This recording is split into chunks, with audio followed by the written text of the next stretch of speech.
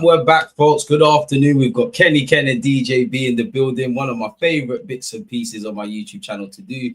We've got a lot to discuss, man. You know, is Mikel Arteta too scared to change? We're 5 points behind Liverpool, Gyökeres conundrums. Before all of that, how you two doing, though, man? Yeah, all good, all good. Yeah. Always happy to be on this show. It's up there with one of my favourites. So yeah, it's a pleasure to be here, my friend, and me and Kenny Ken again. You know, by the end of the week, we're probably sick and tired of one another. It's always my friend, and tomorrow. The great chat as well.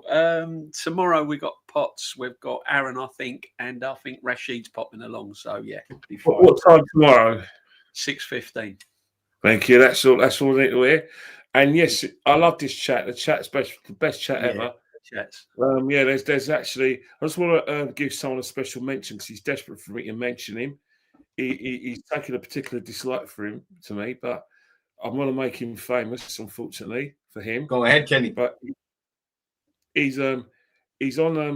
He always seems to comment when I'm on Dan's show, and I don't know what his name is. He says some really lovely things about me. I'm going to name him. Bear with me, please. I won't be too long. I'm not going to. Wait, we want to hear this. Yeah, this is a guy. His name is. I'm coming. I think he's a pseudonym of Peter Haywood, but I think this guy's a bit deeper because he's been harassing me for quite a while. I don't know if Dan's taken the comment down, but I don't think he has. He's coming. Please bear with me. This one, Tony -MI6JW. Tony, mate, you've been slagging me off and calling me all sorts of names, talking about my intelligence and all those sort of things, and you know, you wouldn't say that to Kenny's face, but where? So all I've got to say to you, mate, is keep watching. I ain't going nowhere. It's not you don't take Dan's podcast. If Dan wants me on, that's fine. That's brilliant. If he doesn't, that's fine. But it's not up to you. So keep on slagging me off, Peter Haywood. I know it's you. You've been harassing me on Twitter under different names. I keep blocking you, but keep on watching. You may learn something. If you really have got a problem, I've told you many times. We can have a chat over a beer or a coffee. You can tell me exactly what you think of me. You know that's not going to happen, Kenny. In their feud, because the other day I didn't know this feud was ongoing until the last few weeks. No, it's a shame. Hate is just love, man. Yeah. If you do meet up with Kenny, make sure you've got a big white flag and you're waving it very, very high. That's all I'm saying. All right. It's not advisable. Kenny's a big lad, man.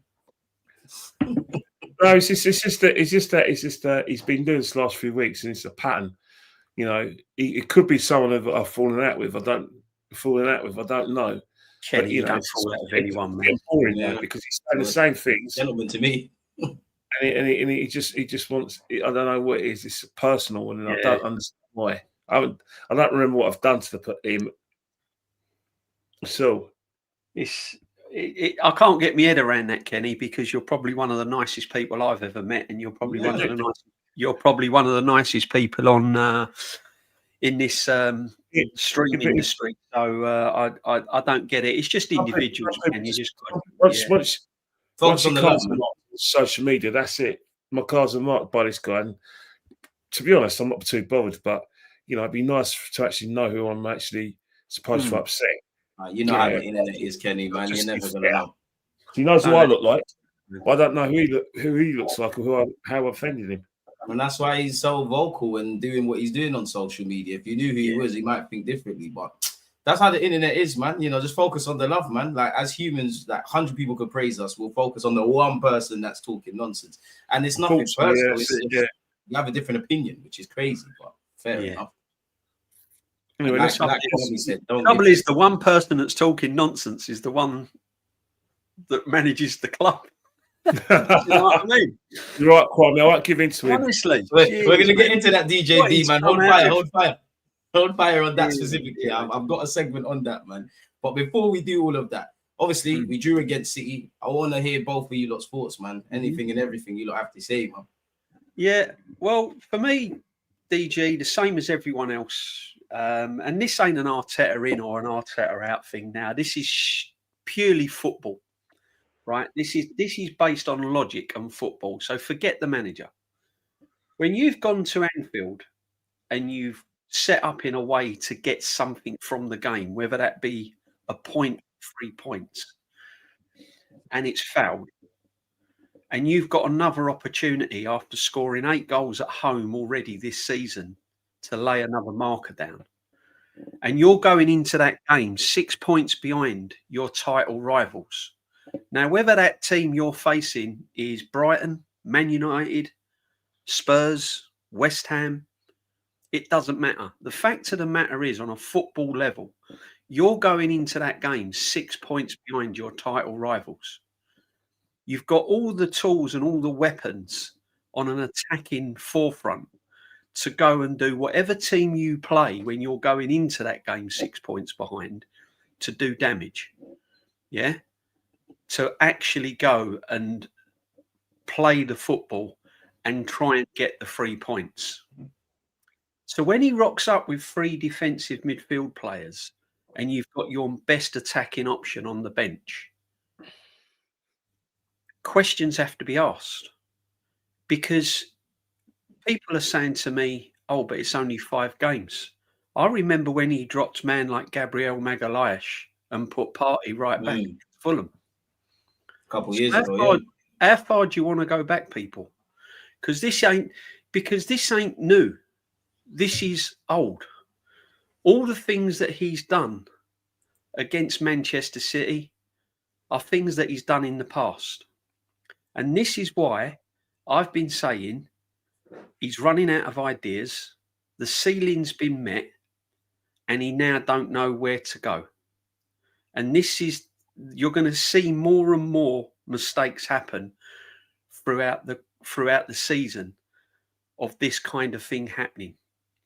And you're going to have platforms and podcasts discussing the same thing. Why did he do this? Why did he do that? Why did he do this? Because the fact of the matter is, he's now in a situation where whatever we think as fans, he picks up on. He picks up on all the vibes now, because he's the big narrative now is handbrake, and it gets mentioned in press conferences because he knows quite cheesed up like that. Why you got the handbrake on. So now he's trying to be funny and trying to be clever by saying, oh, I might take the handbrake off and making fun of it and all of this. He loves it. He absolutely loves it. It's now him trying to act as if he's won everything, been there, done it, worn the T-shirt, and he's got a right now to kind of basically pee fans off and pee people off. But from a footballing point of view, I just didn't understand it. I don't think anyone that knows anything about football, and you ain't got to be a genius to know anything about football, you've just got to look at it logically. When you're 6 points behind and you have finished runners-up 3 seasons running, and you're 6 points behind going into that game, it doesn't matter who you're playing. The emphasis is on that home team to go and get 3 points. Yeah, be on the front foot, man. And be on the front foot. We wanted to see that Anfield, but we couldn't give you because it was away from home. If you go and bag 2 goals in the first half and we're 2-0 up, and then he wants to go defensive, I can more or less understand it, because there's goals in the bag. We've done our job. We're now making it difficult for the opposition to get back into the game. I can accept that. But to line up and have 45 minutes completely wasted when we've got a chance to actually go and win the game, I just can't get my head around it. And I'll just end on this. If Madueke hadn't have been injured, he would have come out in the second half with the same 11. The reason why he made changes was not because he was chasing the game, was the pure fact that Madueke was injured, Saka had to come on, and he never had no one to work with Saka like Saka does with Odegaard. So what he done, he brought Eze on to try and link up with Saka. But if Madueke was still fit, that would have been the same 11 starting that second half, and he would have started making changes around about the 65th minute. So I'm not having all this about, oh, he's a genius. He made the changes at half time. No, he was forced once again by default to make changes. Otherwise, that would have been the same 11 starting in that second half. So I'm sorry, you have to question the manager, because I'm okay to question your players when the manager gets it right. I'm fully okay to question players if they've not turned up and we've played absolutely awful and the system's in place. But when the system's not in place and the players are trying to do everything they can and it's just not working because he has set up the way he's set up, then I'm sorry, you have to ask questions about the football manager. And it's time and time and time and time again. And to be honest, DG, I said it, we should have changed at the start of the season and then we would have gone in with a clean slate, because this is what's going to keep happening throughout the season. This won't be the first time. Trust me, this won't be the first time. You're not alone. DJB, let me play devil's advocate. I don't think you're wrong. For what it's worth, I share your opinion. I can forgive him for going with Mourinho at Anfield, trying to keep it tight, seeing where we're going. I think against Liverpool and City, yeah, we could have lost against City, and I could have been vexed. And there's always a trade-off. But I want to see us, especially against the title rivals, be a bit more on the front foot. We're at home. We're levels kind of with City now. You could argue City were probably under more pressure and all those sort of things. But then when I look at the 90 minutes, I can be angry with Mourinho starting because I think he does keep doing the same things.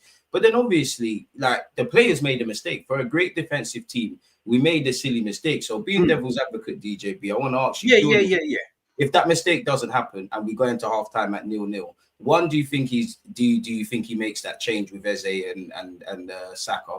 And two, do you think we're being a bit harsh on him then? No, not really. I mean, because mistakes happen during the game. You can set up any system you like, and you're always going to be open to a mistake during the game.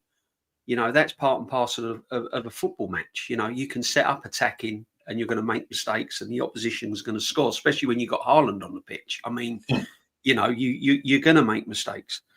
But I said this yesterday on Dan Potts, and big up Dan Potts, show yesterday.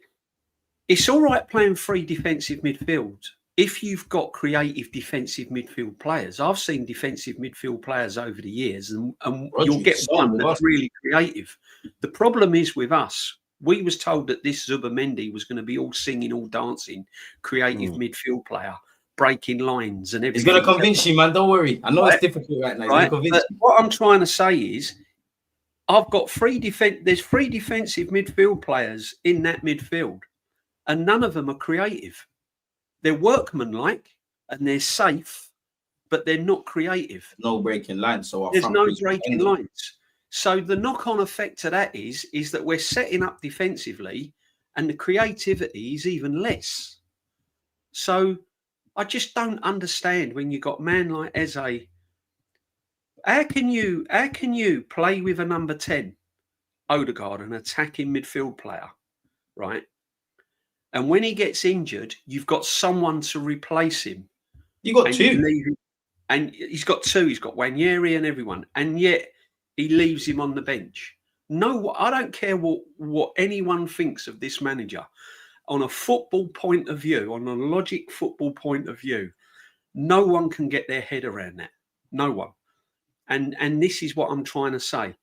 And it's just crazy. But to answer your question, DG, yeah, it was a mistake on the field of play, and that's not down to Arteta. Of course it's not, you know.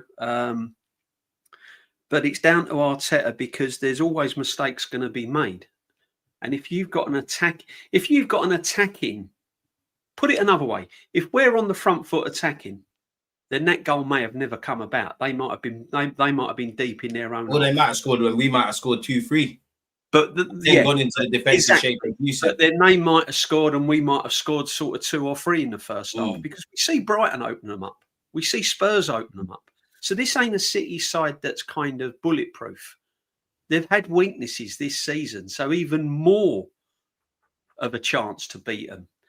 So, and now you've got to look at it as well, and I'll let Kenny come in. That second half versus the first annoyed me. The way we was moving in the second half, where was the first 45? But go on. Exactly. It's frustrating because now what we've got to do, and Kenny has said this, we've had to be flawless all season. And one thing about being, when you're chasing a title, your home games are so important. You've got to win your home games, especially because when now, you're playing your rivals as well, and you effed up against Liverpool. Exactly. Now you got City. Exactly. So now we've got to go to the Etihad, and we've got to get 3 points. But he ain't going to set up attacking at the Etihad. So it's all round frustrating. But if you think that this manager is not going to take criticism and not going to be questioned over that performance and that lineup, then you're absolutely mad. He's going to be questioned. Unfortunately, that's just the way it's going to be. Kenny, before you come in and offer all your thoughts, I want to ask you, like, obviously, it's all fun and games. Me, you, DJB, the chat, every Arsenal fan. If it was up to us, if Odegaard's fit, you play in the 10. If we all want to see as they start. At the end of the day, the man who makes the decision is Mikel Arteta. For whatever reason, he goes with Marino. Clearly, that choice to play Marino in that role is not due to his attacking prowess. It might be due to the system. Maybe he can kind of replicate in his own way what Odegaard does, which is what I feel Mikel Arteta doesn't deviate. He just finds kind of the next big thing. But is there any way you can rationalize why Marino is picked ahead of Nwaneri and any other option you could throw in that role? Yes, clearly, because I think if you look at as much as I say it's Saka's team, and it is Saka's team, there's two players that since June 2023, there's two players who are seen as tactically important: Mikel Marino and Kai Havertz. Big games. Especially when you feel there's a horses game, those guys must play. Yep. Some managers do have that. Sir Alex had a player that he felt was tactically, Jason Park, Darren Fletcher, John O'Shea, players like that. Those three kind of players were seen as tactically important. Key games.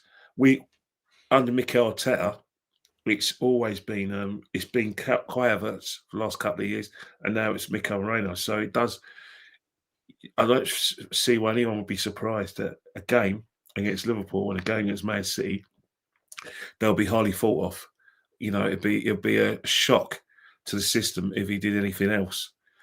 Segueing onto the match, both Arsenal fans and Man City fans thought Arsenal would be the favourites. Man City fans are very pessimistic. They felt that their side is not as strong as before. They genuinely believe that they haven't got the players to play Pep ball. So Pep's going to have to work something that play a different way. They try to play two Pep big 6 games. We haven't thrown real punches. That's my disappointment. You think about Brighton and Spurs showed him, proved to him, just like he did last season, they haven't got the players to play that the way he wants to play. So he has to find somewhere else to play. But, Arsenal fans are very optimistic. We're in 3-1s, 2-1s, 2-0s, 1-0s.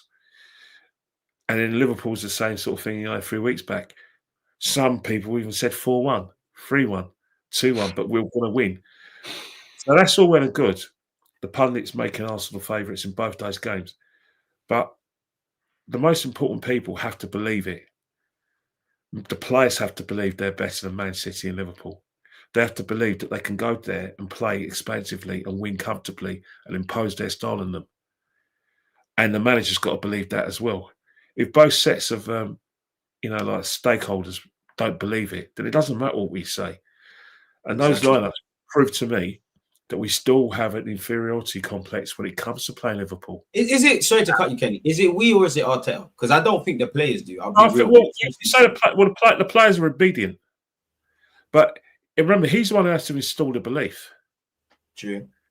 And I don't see any player going up and, saying, well, Gooner, let's be managers on the field. Obviously, as you all know, he's a micromanager. But the fact is, it has to come within the lineup. Forget what we say. We change the win. If we win, we're happy. If we lose, we're angry. If we draw, oh God, we drop points. I think the draw is just as frustrating as a loss. But the fact is, it has to be. Arteta clearly doesn't believe that we are better than Liverpool and Man City. He believes we can beat them, but there has to be a special way of playing. He feels it. Even at home, we can't play expansively against Man City. Last season, when he said that we played better, on Sunday, did we beat them 5-1? And in essence, he's probably right. Yeah, but in essence, he's probably right. I'll tell you why he's right. We capitalised on their mistakes, but I'm not having that. In essence, let me tell you something. The reason why he said that is because we didn't actually impose ourselves on Man City. We punished them for every mistake they made. Yeah. First goal, error, playing out the back. The second goal, not picking up the man, deflection from Partey. The third goal from Lewis Skelly, not picking up the runs, letting him come in on his right foot, not charging the chance. As well.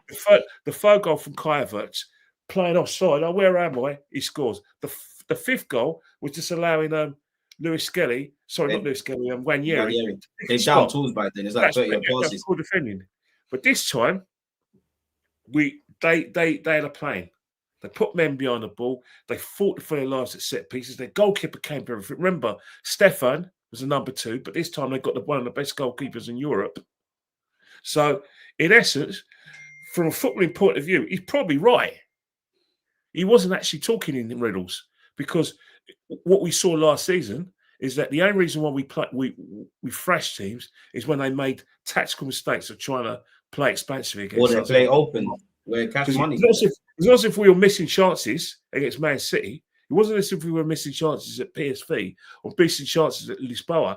It was we were clinical when we got our chances. And then, because you look at it, possession-wise, it wasn't as if we dominated possession in any of those games. So he's got a point. And this is what sufficed this season, that if teams go expansion against us, we're going to kill them because we're going to pick them off. We're still going to play this season. And basically, Liverpool played low block against us at Anfield for the first half, and Man City played low block. So, in essence, it's the belief, in my opinion. And I do not believe. So then let me ask you, carry on, Kenny. I want to ask you something on that. Go on. Yeah. I don't think Mikel Arteta believes that we can go to Anfield, be at home to City, or be away from the City, where we think, right, boom, we can impose ourselves, we're going to smash them to pieces. Because as far as he's concerned, last season champions, and then before that, that was a team that won 4 in a row, mostly at our expense. I don't care what anyone says. You can have, it's like you and DG and DJB fighting, and DJB is away from home, and you've got all your mates from North London egging you on, holding your coat, and DJB has got no one. But if you don't believe you can beat him in a fight, you're done. In trouble. And that's the thing with Arsenal. Mikel Arteta does not believe fully that we are better than Man City and Liverpool, because his tactics suggest that.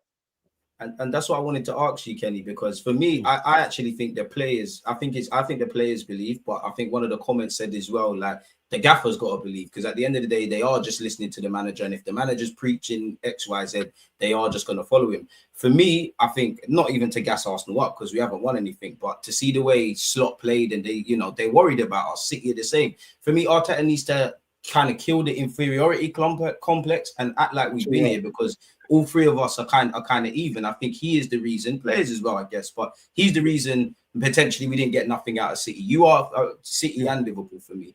But then I want to ask you, like, do you have to give him some level of credit, because we did dominate them? The possession stats are there. Like, is he wrong for those kind of comments? You know what it is, DJ? You're going to dominate a team that's 6 backs. You've got to take the game to them, because you're at home and you're a goal down. So, of course, you're going to dominate the game. Man City got the goal. They're sitting on their lead. They're trying to hit you on a break. Doku's the outlet. Even Haaland's having from set pieces after defending his goal line, and then he's have to get up the pitch to try and stretch the game. And then they're time wasting and doing all the things they used to criticize us for doing. At the end of the day, we're at home in the Emirates, a ground making a fortress. So without any criticism, I like both of you said the back line, if anything, of Cities is one area you have to exploit. That's our frustration as Arsenal fans. We haven't puffed out our chest in any of the top 6 clashes so far. Because we don't believe we can beat them. And I don't think it's this week. I think it's the gaffer. The gaffer's so scared on, oh my God, what's going to happen? Don't get me wrong. He's not the only manager who had that problem. Let's not forget, if you kind of rewind back to the Poch, when Spurs had some fantastic players, a fantastic defence. Similar to ours. Let's be honest. They had the same. We used to always. They never used to go to the Emirates and dominate. They never used to go to Anfield and dominate. They went to the Etihad because they got this weird kind of hold over Man City. But they never went to Anfield. They shat the bed at Anfield and they shat the bed against us. So if you kind of like fast forward to today, that's the same with us. We've got the team, we've got the players, we've got the squad, but they have to believe they can beat. They go to Anfield and say, right, boom, we're not scared of like this is Anfield's sign. We're going to go out there and show why we should be champions this year. We didn't see that. Man City, who we beat 5-1, we still had that inferiority complex by playing horses midfielder and playing what I call a tactical player in Marino. But what's the when you see that when you say dominate games, I don't know. There's a difference between possession and domination. For me, DJB, go on, but like you can dominate. I like that. But what did we do with it? Exactly. There's a way of dominating games, and there's a way of the stats saying that you dominated a game. I mean, from what I saw, it was an improvement in the second half, but it weren't. It was still. You were still thinking like, "Oh, this goal ain't coming. It ain't coming. It ain't happening. It ain't happening," because we wasn't doing enough. Donnarumma, I think, made one save. I can't. You know what I mean? We had 12. All the issues we're crying about, we've been crying about in all the games this year. Hang on a minute.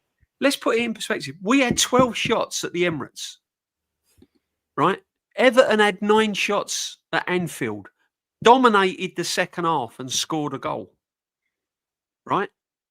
So when he talks about domination, yeah, possession-wise, because they're dropping back and letting us have the ball and saying, come on, show us what you got. Come and break us down, something we see week in, week out. Come and get us, break us down. Because if it's open, every team in this league's in trouble. The stats will show, Man City was camped in their half, but really they were quite comfortable. It was only a mistake in conversation where they got caught in no man's land and Donnarumma got caught on the penalty spot, and a brilliant finish by Martinelli, by the way, taking nothing from him. But at the end of the day, it was just you know what I mean? It was just a lack of concentration. We weren't absolutely dominating. So all this, see what he wants you to do. He wants to spin the narrative so that he now knows deep down he's made a mistake in the team selection. So what he wants everyone thinking. He's only changed at half time 3 times in his career. So what positive can I take from this game to get everyone on board?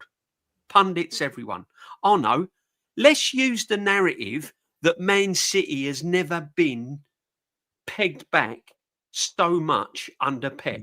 And he's but is he wrong there, DJB? I hear you and I'm with you, but I've got to be devil's advocate. Is he wrong? He's not wrong, but does possession and pegging Man City back 32% possession win you titles? No. It don't mean nothing if you don't get the 3 points. We saw this under Wenger. Points win you titles. Points win you titles. Wouldn't it have been nice for him to come out and turn around and say, I made a mistake.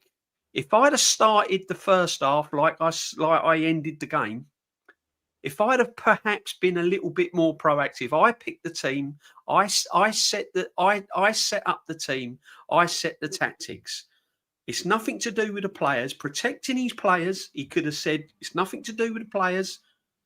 This one is literally down to me. Like you've heard Pep in the past say, like you did Arsene Wenger, like you did Alex Ferguson. Very honest as well. Yeah, and he doesn't.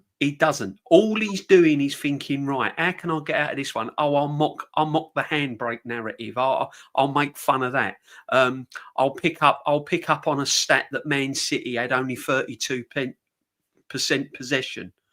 He mentioned CEOs, coaches, and presidents and managers were calling him after the game as well. Honestly, he's just got this way. But picking up what Kenny said about the mentality, he doesn't believe, right? That stems back from when we bottled the title. All of this, and I think it was Kenny that said it on a couple of streams back. He said the hardest thing is when you get a team to believe. If you keep finishing runners up, yeah, he did. Kenny did say that. Season in, season out, it then becomes a mental thing rather than a tactical thing. And the point of the matter is, and he's bang on right. The point of the matter is because we have now finished runners up, and lost leads and crashed out of semi-finals, etc., etc., etc. This man now truly has no idea now what to do and get the belief back in the team to win major tournament. He hasn't. He's lost it. And this is why, when it gets to that stage, you then have to think of the football club and think, right, has he run his course? And the answer is yes. So let me ask you this. What will happen is, sorry, DJ, because what will happen is, and you've played football, what will happen is players will then start to not believe. And then the dressing room gets a bit flat. And then you need a new voice, unfortunately. And then players start to show it on the field of play. And that's when the players now start getting criticised because they're not performing. So this is all what happens. This is what happens long term to a football team when the belief has gone and they all then start looking at one another and mistakes start happening. And this is... Honestly, this is only the start of it for Fred. This is only the start of it. There's going to be a lot more pain this season, I'm telling you. God forbid. But it leads me to ask you lot, yeah, like, obviously it's in the title. One, do you think he's too scared to change? And two, everybody now has seen the press conference and how he's hitting back at the Domination comments and talking about phone calls and handbrakes. Do you think he's starting to get a bit cheesed off as well with the questions he's being asked? Bit of two questions in one for both of you. So I mute myself. Yes, I think he is, because at the end of the day, you know, he doesn't want to be reminded that he's dropped points. He doesn't want to be reminded that Liverpool. Another thing as well, it's something he hasn't been used to. You know, last season was an eye opener for Mikel, because in 2023 he was told that he exceeded expectations, that he accelerated the process, because it was still a process for a lot of people, not for me. But for him, it was a process. And then in 23-24, he was told he was unlucky. And that was small margins. And that the crowd, you know, the fans believed that they pushed City really, really, really tight. And that had it not been for the excellence of Man City... You keep saying time is the reason we ain't won trophies. Like, when is it going to be on time? We would have won the trophy. So he got more praise in defeat than he probably should have. But in 24-25, the problem started. You know, he knows what really happened. You know, people, I'm not mentioning names because it's unfair to them. I've got respect for them as people. I would rather mention them when they're on a podcast. But there are people who will use injuries, especially the volume of injuries, or use refereeing decisions. It plays a part, but it's a cop-out. Yeah, but the problem is that for the first time last season, he got questioned. And hence his behaviour, you know, prior to the Man United game, and then he tried to make a joke of it after we drew against Man United. But the problem with Mikel Arteta is that the pressure is on him is unbearable. He's got a massive squad. Some players he probably didn't want. I don't think he wanted Eze. Got no proof, but I just don't think. You know, we had a battle on this podcast, all three of us, when I questioned, well, where's he going to play? Where's his role? And I was told I was pessimistic. Well, we're having a few teething problems. Even if Eze played left wing at some other clubs, like let's just say Liverpool, for example, we all know his best positions in the 10. You would still see Eze excelling in an attacking sense. It's you don't know that, but you assume. Nah, you do, man. I'm sorry. I'm not making an excuse for Mikel. Same way I believe any defender will look good in our team. I'm pessimistic. I understand where you come from. The situation with Mikel, right, is that questions have been asked. Bert is here. He's buying players. In having a bigger squad, that creates even more pressure because you've got a selection headache. Managers like your Peps and Mikels and maybe your Amarins want smaller squads because that's less people to keep happy. That's managers who talk about. You can't manage your team, then you're playing 50 plus games. That's just the fact. And then you've got the situation where the Cronkies are showing more of a presence. The fans are, in unison are saying, "Well, it's this season or bust. We've got to win. We've got to win." Even the believers are being pushed into, and I don't think they want to say it, but they've been pushed into saying, "Yeah, let's give him one more year." I was on a podcast yesterday where I knew deep down two of his biggest supporters don't want to say that they're going to give him to the end of the season. We pushed him into saying it, but they don't want to do that. But I have to say that because I wish we weren't in that realm, but reality is we need to get over the line. Yeah, but the years without success is creeping up, and it's becoming a situation where we experienced 9 years without winning anything under our seat. And what if we don't win anything next season? We're 2/3 of the way of going for it again. So of course the pressure's on Mick Arteta, but the most important thing as well is that he knows the situation. He's seen that you have to be immaculate to win the league, and we haven't been immaculate. And that is the problem. Every game is a pressure. He's now realised now that a draw, you might as well have a sort of roots and all sort of inquiry into a draw. Need to start gambling now, man. Draws are no good to us. Liverpool getting 3 points, and they're 5 points clear at this moment in time. After only 5 games. Yeah, but making maximum points when they're in first gear. Go on, DJ. But then going into the City game, he knew his next fixture was Newcastle away, and he knows his record at St James's Park is not very, very good. So that alone should have spurred him on to go and get a victory and pick the right team to go and get 3 points, because potentially we could have been 9 points behind going into the Newcastle game, or we could have been 9 points behind. We could have ended up 9 points behind if we'd have lost at Newcastle. But what I'm trying to say is when you've got all these factors staring you in your face, and then in his press conference, he's comparing it to Bilbao away. He said nobody asked him about the midfield. They can Bilbao away. He's shameless for that. He's lying. No, Arteta, we did ask him to line up Bilbao away. We was asking. I think people scapegoat Mourinho. I don't think he's a DM, but he's lying with that. He is lying. He's lying with that. And let's be honest, the first 25 minutes against Bilbao away weren't very good. In fact, the whole game wasn't very, very good, to be honest with you. Our last 2 games have been smash and grab. Sorry, man. Our last 2 games have been smash and grab. Yeah, it's all been it's been smash and grab, but it's really, really frustrating because, as I said, we had it that the reasons why teams sit back against us because they respect us and they're scared of us. But he's known this, so why ain't he changing his tactics? Why ain't he saw that as a player at Arsenal? Why ain't he changing his tactics and why ain't he changing his ways to compensate? So is he scared to change for you, DJ? Because that's what good managers do, isn't it? That's what managers do. Do you know what I mean? Look against PSG. They come to the Emirates in the league game and we beat them. They come to the Emirates in the semi-final. He'd learned his lesson and he completely changed the way he played. Even Pep, when have we seen him be that defensive? I think the City players let Pep down. But you got to remember, let's put some clarity on the Man City game because I'm sure people forget this. They had Mamouche out. They had Shirky out. Yeah. They had Ake not fully fit coming on, right? They had Stones not fully fit. So come on. You know what I mean? They've got Rodri coming back from a long-term injury. Unfortunately, we keep talking about the same old things regardless of the game. So there's got to be something. So this is what I'm saying is, we're all going about, but look at Man City. But listen, if teams have been having a low block against us, this ain't nothing new. This is nothing new to this manager. This manager knows that for a team to come to the Emirates, they're going to sit back, they're going to make it hard, and they're going to make it difficult for us to break down, right? He knows that. And you're telling me that after 2 or 3 years, he still hasn't learned how to deal with a low block?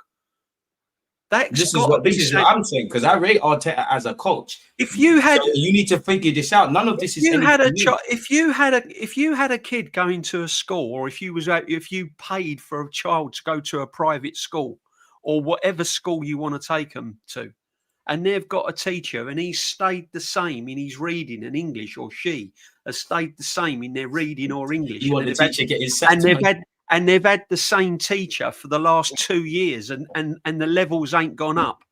Wouldn't you be saying, well, I need another English teacher. He stayed the same.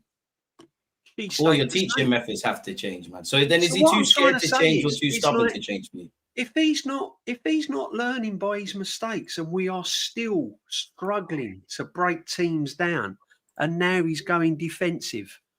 And as I said to you before, I'm sorry, DG, I've got to say it. We've got defensive midfield players that are not creative enough. So that don't work. Zubimendi is not an upgrade on Partey. He is, man. You're gonna see. No. You're gonna see. He's not. Let's get it right. Zubimendi is not the all singing and dancing player that I thought he was going to be. I've not seen much of him, if I'm fair. 5 games, man. Trust the process. I'm not going to get onto the players because I always say now, and that's where I agree. I'm getting away from players. I can criticise players that have had absolutely nightmares and all of that. Players do. The tools you're taking to the job. But on the whole, DG, this ain't down to the players now. This is surely down to the manager now. This is down to the manager, and he's not learning. He hasn't learned.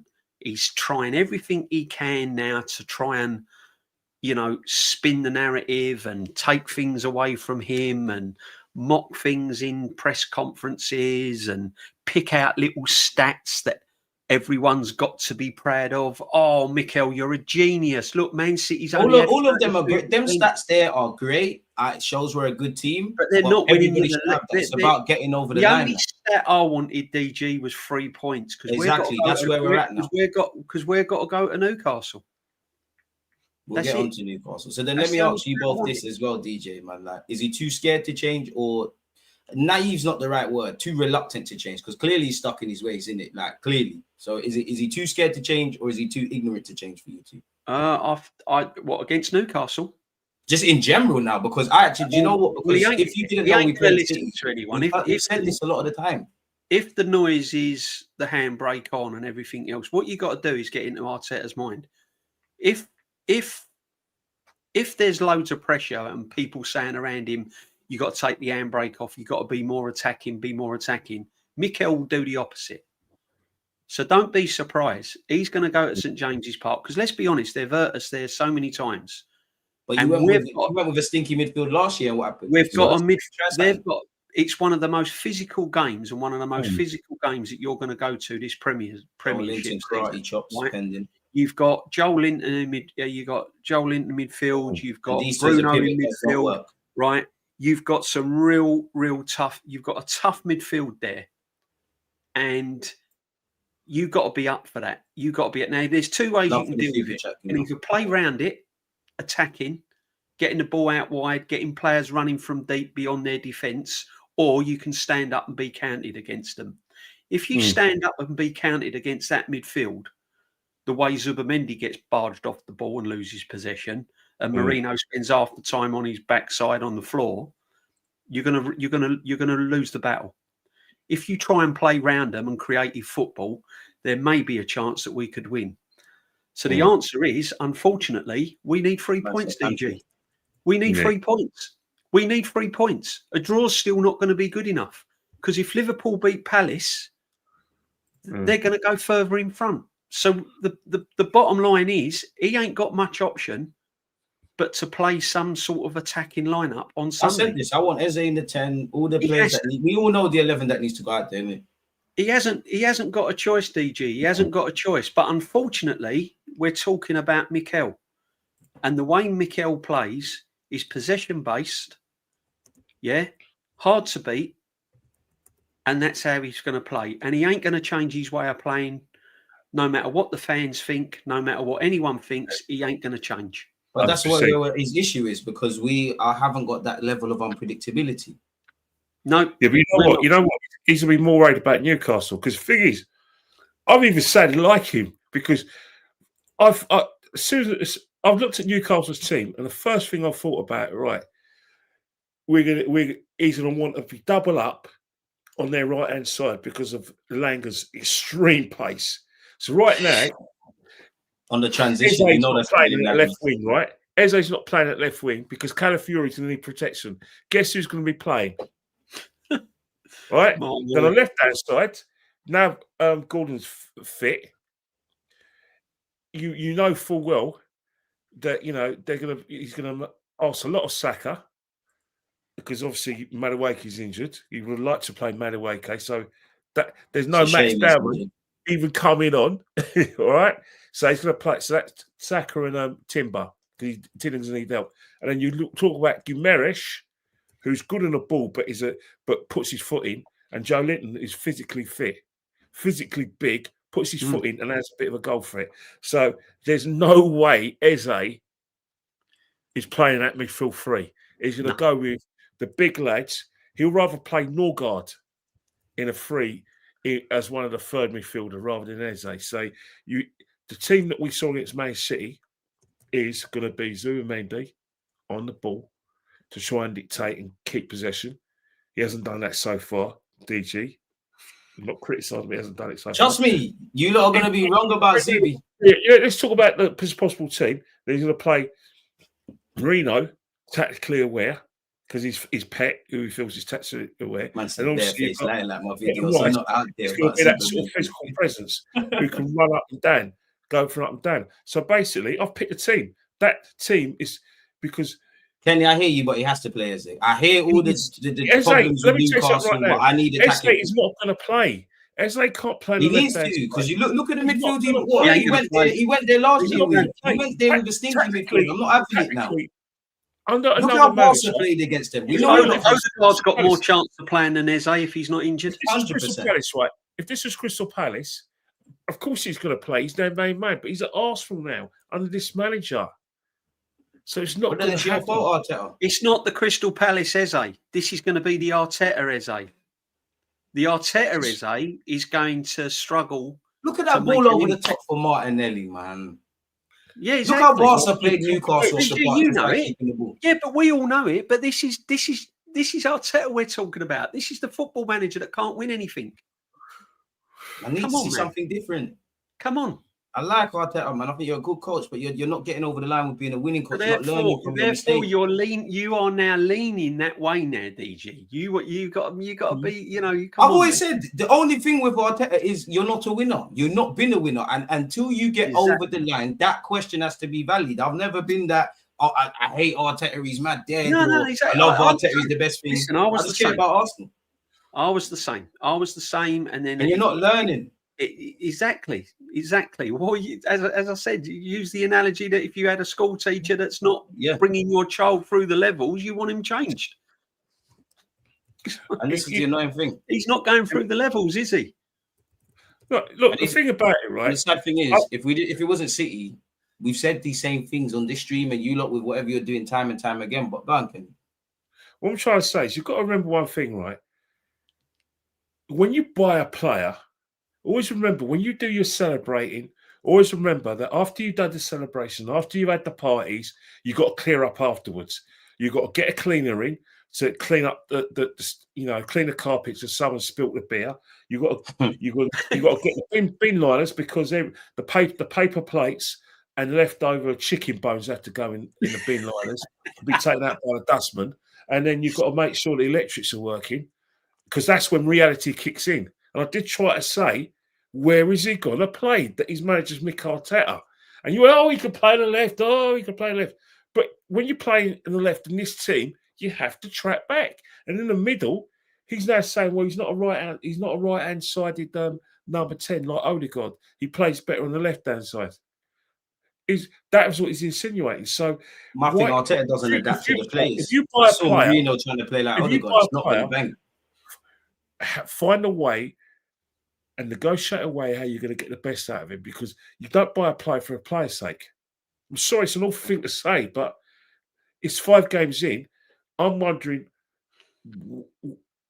I know we're going to see that we potentially can see the best of him, but I struggle to see how he fits into this team under this manager. I'm struggling. I'm really struggling. Players are not set up to thrive in this current system. No, not at the moment, no. See, the thing is, right, if you don't trust one of the most creative players against one of the biggest games, let's be honest, whether it was 5 games in, whether it was 2 games in, 10 games in, when you're playing Man City and you are chasing a title and you're potentially 6 points, you're going into it 6 points behind Liverpool, who have won, who have got over the line, right? The questions have to be asked. Will he ever trust Eze? Because if you don't trust to start in that game, that's your most expensive summer signing as well. When are you going to play him? And we've not even gone on to Ethan Smith Rowe yet. Do you know what I'm saying? That brother's like playing tonight probably. Port Vale. Oh, you said we wouldn't get any minutes. No, he will get minutes against the likes of Port Vale, but in the big games, might get some minutes right wing now. Obviously, he didn't. When's he being played? He never even come on in Champions League. I mean, come on, Wanyeri, right? And then I read a bit of his press conference today saying about Skelly's. They asked him about Skelly, and he was saying, "Oh, he's more of a midfield player." When last season he was saying about his left back and how much he's discovered this amazing left back. Now he's saying he's a midfield player. He's now admitting what we've all been saying. To be fair, though, I think he was talking about the positions he takes up. Now he's admitting what we've all been saying all along. Skelly's not a left back; he's a midfield player. You don't need to go and pay all that money for another midfield player. Get Skelly into midfield, make him your more attacking option. But no, he's a left back. Now he's a midfield player. So what are we doing here? I mean, the manager's just going round and round and round in circles. And he's taking up the annoying thing with me, he's taking 80% of the fan base with him. It's crackers. It's absolutely crackers. He's bigger than the football club and he's making all these mistakes. It's madness. Seriously, why can't they get Eze in the team? Because I was of the belief, like at minimum. He weren't his player. It don't fit his system. Look, Curtis said it the other day and I said it the other day, right? If Eze plays in Odegaard's position and balls out, assists, score goals, he's now got a problem. I've got to drop my captain. He's had 2 assists. He's had 2 assists. He's had 2 assists already this season. It's great to set up a tap-in for Gyökeres. Fantastic ball for Martinelli. If he'd have wanted Eze, he'd have got him in June. He'd have got him early in July. He'd have took him to pre-season. He'd have took him on tour, and he'd have stuck his neck out, and he'd have gone to Berta. That is who I want. He's the creative player that I want for when this number 9 comes. To be fair, do we know he might have said that? Right? He might have said it. He might have said it, right? So now he's got Eze at the club. He's now thinking, he's a bit of a problem because I don't know where to play him. Because if I play him in the 10, I've now got to choose between my captain and Eze. I can't be doing that. I don't want that responsibility on my shoulders. I'll throw him out on the left. And then when he doesn't perform on the left, now I've got an excuse to put him on the bench. And DJB, sorry to cut you, and I understand the modern game's changed and, goalies have to be good with their feet, strikers have to be able to defend, But I think we're in scary territory. We'll talk about Martinelli in a sec, but, that the 10, the 8.5, the right centre mid, whatever way you want to shape it, that's the most creative role in our team. The very fact that, to be fair, it applies to Odegaard, but also Eze, we're talking about pressing and all these things, I get it, but it's scary territory. It's like with Martinelli prior to his super sub impact, going backwards. At some point, or better yet, I think we're at that stage where just let the players play, go back to basics now. Exactly. Man. That's what's crippling us. But this is what I'm saying. He ain't gonna. This is why you've got, and it's me and Kenny's been saying it on all the streams that we go on, and we're on a lot of streams together. This is Mikel Arteta we're talking about. He's not going to do it. It's his way or the highway. He don't care if he's got prime Ronaldo in the team. If Ronaldo don't fit the way he plays, he ain't playing. You could have prime Messi in the team. It doesn't fit the Arteta way of playing. And the Arteta way of playing is not winning any trophies. So what are we doing? The only other option is, the problem is now, most of the fan base, I'll let Kenny come in, but most of the fan base now are starting now to realise it's not the players. Every single Arsenal fan that I speak to at the Emirates, where I sit in the East Stand and everything like that, have turned round and said, we've got a brilliant team. We've got some fantastic players. And arguably the best squad in England. And I agree. We have got some fabulous players.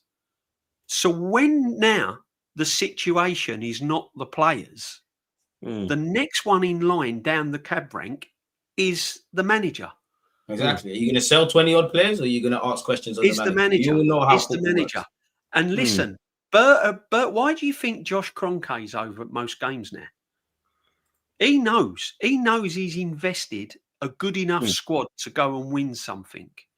So now he knows that if it ain't the players, it's going to be the manager. And if the manager don't perform, like it or not, whether you got your Arteta posters on your bedroom walls, rip them down because he ain't winning anything. Do you not really think he gets sacked if he doesn't win a trophy, though? I don't think so. I'm just throwing it out there. I think if we end up DG, the walls are circling. You know, like I said, the pressure cooker is narrowing. You know, fans will make demands. You know, the Cronkies. How much difference does the fans make? I'm not saying that to be defeative. Well, it made a difference with Arsene Wenger. Now, but how long did that? Not that I was with that, but how long did that take? Yeah, but what's happened, right, is that obviously there was criticism of Arsene Wenger, but the fact is that Arsene Wenger's Achilles heel towards the end is that he couldn't get us in Europe because 2 consecutive seasons. That's why he got we know in the Champions League. Now that was Arsene Wenger's currency.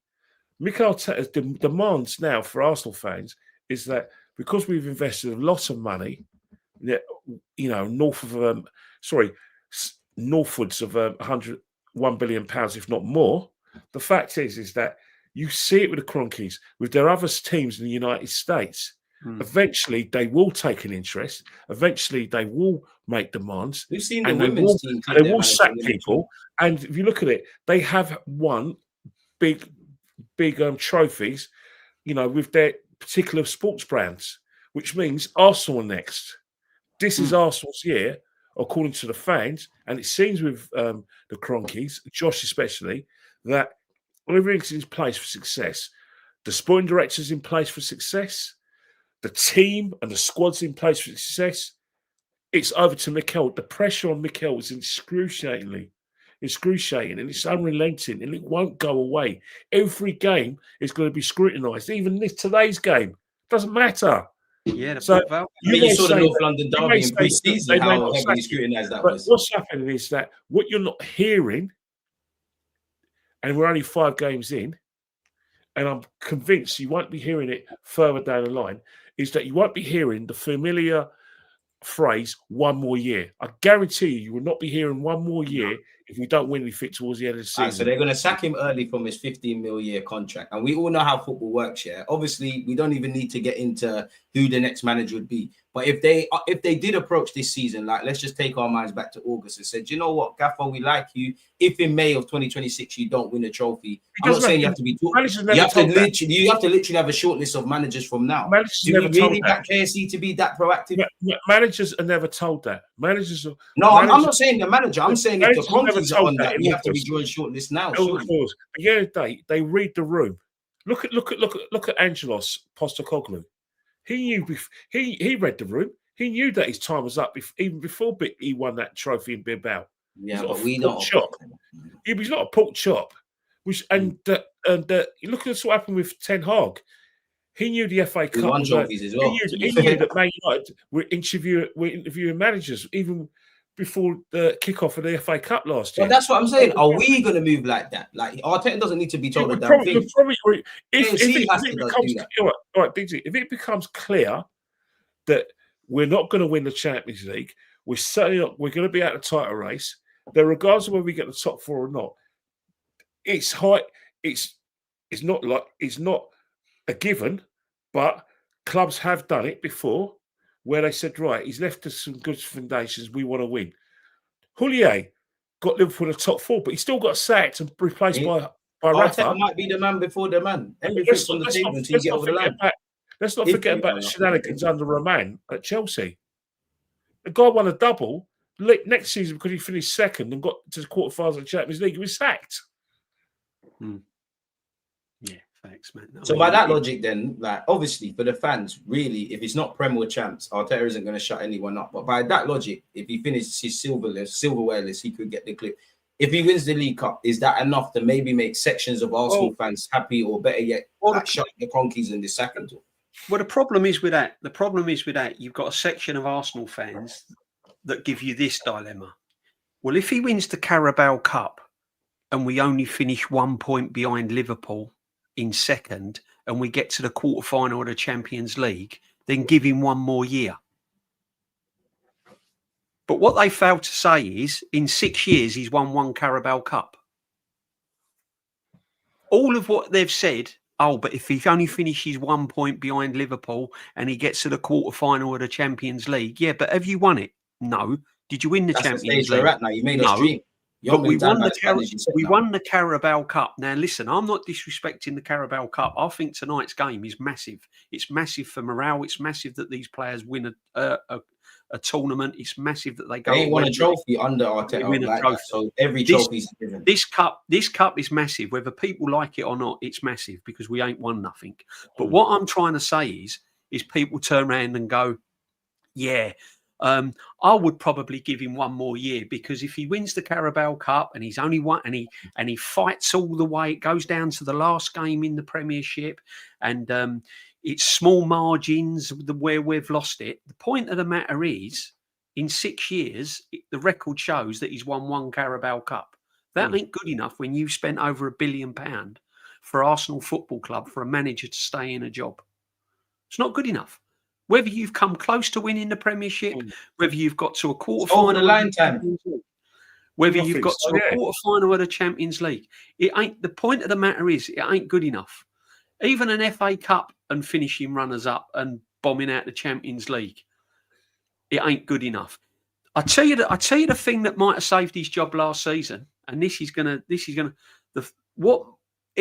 he was being watched carefully last season, and I was shocked he went into this season still as manager, was that game against Real Madrid and getting to the semi-final of the Champions League. That saved his season. That saved them 2 bangers by Declan Rice saved his season. Right? Whether you like it or not. That gave him another year. Right? So this year, he's literally on borrowed time as far as I'm concerned. And people say, yeah, but look where he's brought us. Listen. Big you up for that. Arteta, I give you all your credit. But we're in a different realm now. But we're not. No disrespect. No one cares what Ramsdale, Tomiyasu, the list goes on. Yeah, what but they did for the club. What I'm saying is, we're not Southampton. That's minimum expectations of any manager. I don't want to hear that anymore. Yeah, but that's expectations of any manager that comes to Arsenal Football Club. That was before Arteta, and that's after Arteta. The minimum for that rebuild stuff, but now we're in the room. Can you get over the line? But the minimum expectations for any manager coming to a club like Arsenal and going to a club like Man United and Man City and Liverpool, your minimum expectations are not where you've bought us from. We've always been a big club. We've always and been. I just want to throw it out, that Arsenal's a massive club. He got to put this on his CV as his first job. So, that annoys me. No one's doing our club a favour. This club's massive. But people talk as if Arsenal was like fighting relegation and we were down in the dumps. We're Arsenal Football Club. When he come to this club, that was his expectations. And now he's had more and more and more. I'll land on this. There's fans out there saying, Unai Emery got us to a final in Baku and it was terrible and he should have been left out there. He should never have come on the plane home. We should have sacked him there. Emery should have been left out there for what he did in the league. The players let everyone down in that right. But you know what I mean? Sure. But it's just like, but Arteta gets so. Why weren't Arteta left out there when we lost the semi-final in the Champions League? Why weren't Arteta left at St James's Park when we lost in the semi-final at Carabao Cup? He's played for us. I think what's happening, we underestimate the love an ex-footballer, an ex-player will get from this crowd. Let's not forget. Sentiment. Let's not forget. I remember having a conversation after Wenger left, and there were rumours circling that Arteta was applying for the job. They offered Arteta the job. He turned it down first time. He didn't think he was ready. No, he got turned. He lost because Unai Emery had basically. He genuinely turned it down. I wanted to stop when Wenger was getting to his end of time. Unai Emery did basically did like bullet points of our weaknesses and their strengths. He got the job and experience. That's why he got the job. But the fact is that, anyway, back to what I was saying. I was aghast when a 36-year-old was considered for the third biggest club in the country. And I had an argument with a guy that I get on really well, actually.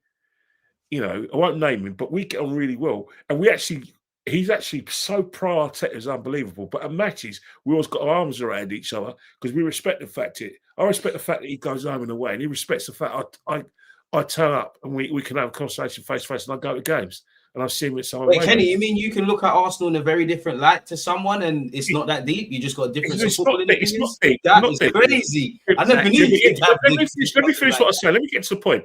He was me and him had an argument. He says, "You told me you should back Arteta on the basis that it's an Arsenal manager." I said, "No, I won't back Arteta because I think the third biggest club in the country should have an experienced, big name manager." If you're following an iconic manager like Arsene Wenger, I said, "Yeah, but he used to play for us, surely." And the fact that he generally wants a job, that should be merit in itself. So I was arguing. I'll back anyone that fucks with the club, but we ain't got time. In 2018, I was arguing about it, and then what's happened? He got the job. He got the job, and because things were so bad under Emery, and because he played on the Pep, people would just go, "Oh, Arteta, oh, he's ex-play, he loves Arsenal." They seem to forget that he played under David Moyes, and he played his best football under David Moyes. We're now realising at the 11th hour that we're seeing more David Moyes football than Pep football. But yeah, we are. Moyes has got over the line, though. Yeah, but the thing is, the scales are falling out of a lot of Arsenal fans' eyes because I was saying, well, hang on here, he used to play for David Moyes. It was obvious that we were playing David Moyes football in 2020. In 2021, went during lockdown years, but no one wanted to listen because we were under transition. We need to get rid of the bad eggs. And then 21, 22, oh, don't worry about that. We're in transition. We only gave the Champions League to Tottenham the last play, but don't worry about that. And then 22, 23, oh, it's ahead of schedule. Then when the shit hit the fan, I'm sorry for swearing because I know children are watching. No, do your thing, man. Yeah, but children watching, we began to see David Moyes football for the first half of 23-24 until it didn't work. And then he found a solution where Declan Rice was good from dead balls and we had a big team and we played David Moyes football in terms of going for set pieces. And then we played a bit of football because David Moyes wasn't just a boring manager. He did play the odd bit of football. So we were a very robust team. And then we didn't win.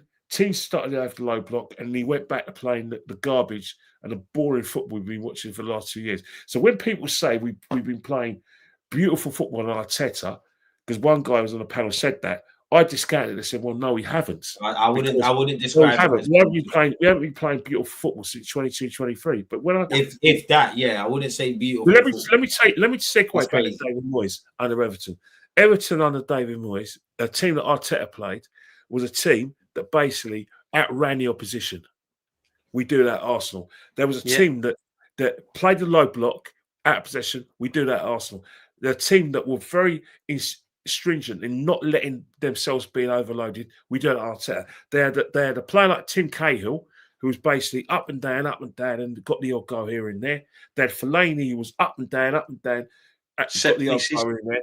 And they had hard-working wingers like Stephen Pienaar, who had a little bit about it. I had that name in a minute. Like, for instance, you look at Trossard, doesn't he remind you a little bit of Stephen Pienaar?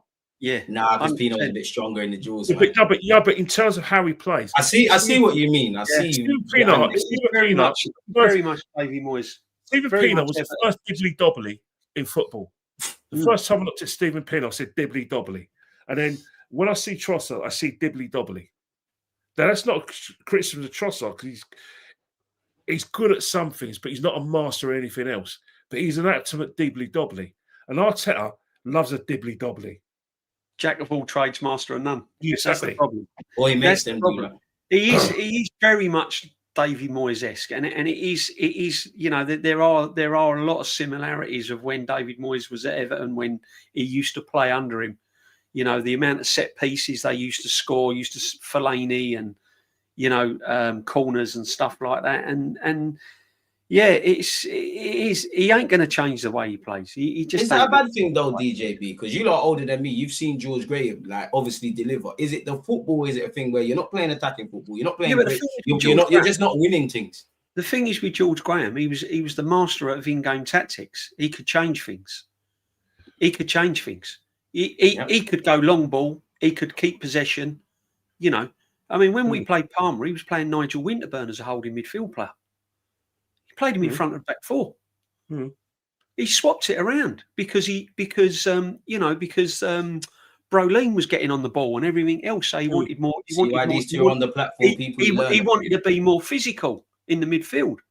That's what George Graham done. He could change things. No one realised. I mean, everyone looks at some of the George Graham and go, "Oh, boring Arsenal," but actually, it wasn't. Alan Smith got the golden boot twice.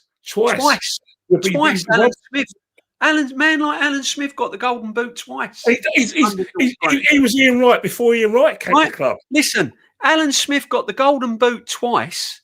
Is Gyökeres going to get the golden boot under this man? We're going to get on to him. I've been saying, when people said to me, "Oh, Gyökeres," everyone was gassing up Gyökeres.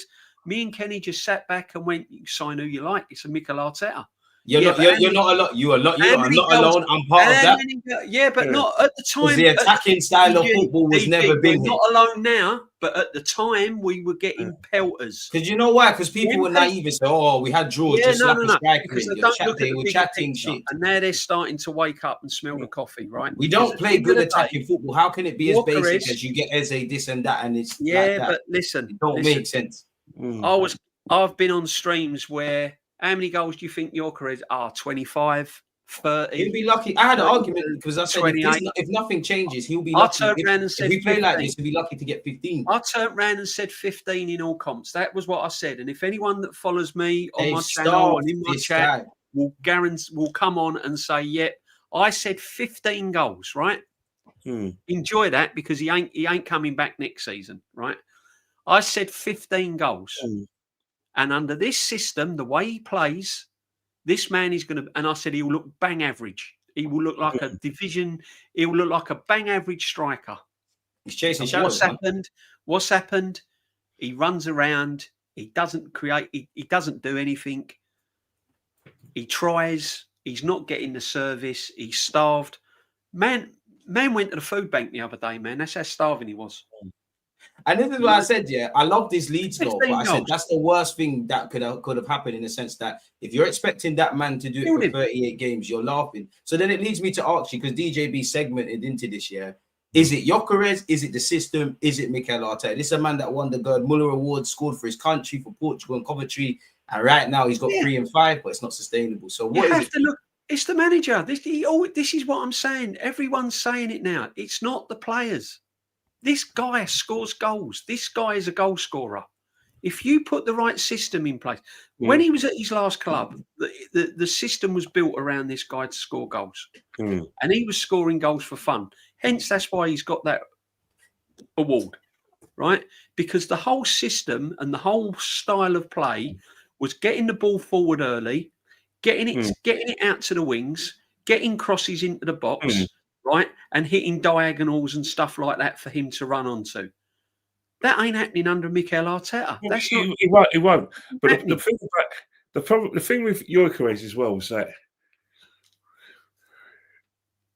we got to understand, right? You got Mbappe, Kane, and Haaland, and then you got the rest. Gyökeres is in the rest sort of thing, and I think what's happening with Gyökeres, he's done bloody well to score 3 goals. Without virtually, he's only had 1 chance created for him on a play. That was Eze. The first goal he scored against Leeds was of his own making. He had his back goal. He turned and he cut in, and then he made room for the shot and shot low and early, and then he got a penalty. Apart from that, he had no service against Man City. He had no service against Liverpool, and nothing against Man United. The situation with with the player in itself is that that's going to be his lot at Arsenal. I think either the manager's brought him in for one thing, either to score goals in a 6-point as well. He's not getting. He's only had 7 shots in it. So basically, has he been brought in to say, right, Burnley at home and away, fill your boots, Port Vale? How does that work? Because if we can't break down low blocks, how does Gyökeres change that? But the problem, but sometimes because any of the problems around Gyökeres extend to the whole team. But we found last season, not every team was good enough to sustain that for 90 minutes. So there will be chances. The teams that were good enough to sustain that and have something about them were the teams that we either lost to or drew against. So, for instance, we played Brentford at the Emirates. Well, Brentford had 3 players who between them scored. Between them they scored about 39, between them they scored 52 goals in the league. 3 players. Brentford got 66 league goals. 3 players got 52 of them. Right. So Brentford had that outlet. So even with goal down, they always knew that when we tied, boom, we were going to have a go. And that's how you play low block perfectly. Yes, you sit in, but you always have to have an outlet to give the attacking team something to think about. It's not sustainable for 90 minutes. Yeah, because they know it's not sustainable. But when the team that's always attacking gets tired, then they make mistakes. They're either going to hold on the ball and say, right, boom, let's go at them with pace. All the teams that we lost to, or dropped points to, they had an outlet. Crystal Palace had an outlet. Bournemouth, who beat us home and away, had an outlet. Everton. Yeah. And another thing as well, one of your guys said that David Moyes never played 4-3-3, never played position-based football. I never once said that we attacked like David Moyes. What I said is that the organisation is very similar. The way, that's Arteta's bold army, man. Yeah, I never said that and inverted fullbacks weren't even thought of 12 years ago. The inverted fullback actually got introduced in 2014 when Germany won the World Cup. And who's their left? Philip Lahm. He was the first modern day inverted wing back. That was in 2014. Arteta left Everton in 2011, 2012. So at that time, Everton were very much a counter-attacking team, which they accuse us of being. Let's face it. There was no 4-3-3 because a lot of teams were playing 4-4-2. But at the time, the way we defend and the way we are stringent off the ball is similar to how they were at Everton. So that was my point. Yeah. Come on, we got better players than Everton. Do you think I'm a pork chop? Yeah. I'm going to miscount that. And you know what the bigger question is? We're talking about Gyökeres right now. We spoke about Eze earlier. It's almost like it's not just an individual thing. Trouble is, DG, right? Gyökeres is lucky Havertz is not fully fit. Because if Havertz was fully fit, he would have started against Man City, and he probably would have started against Liverpool. When Havertz is fully fit and he comes back in the team, that's the man he's going with because they are his staples. Marino are the players that fit his system. So that's why he wanted Sesko, because he would have fitted his system. He was very much like Havertz, the way he holds the ball, comes deep, and everything else. We don't really want goals from his striker, right? So this is what I'm saying. And Havertz will start when he's fully fit. Havertz will start more games, and he'll start to bring him into the team above Gyökeres, because this system doesn't suit Gyökeres, and that man by January, February, will probably be scratching his head thinking, have I made the right move to this football club? In hindsight, if you persist like this, you're better off pushing for Isaac or Hugo Ekitike. The same problems will be there, but there's a bit more. You mentioned Ekitike, right? Now, everyone's for Gyökeres. Look at the difference. Look at the difference. Liverpool are not firing on all cylinders yet. Look how he's introduced Ekitike into that football team. It's like he's been there his whole life. We don't mention Salah. No one mentions Salah. No one's mentioning Salah. Ekitike now, he's balling out. He's walked through the door. This is a manager that's come through the door. Don't even know where the local bus stop is, and he's won the Premiership. Yeah, it's true.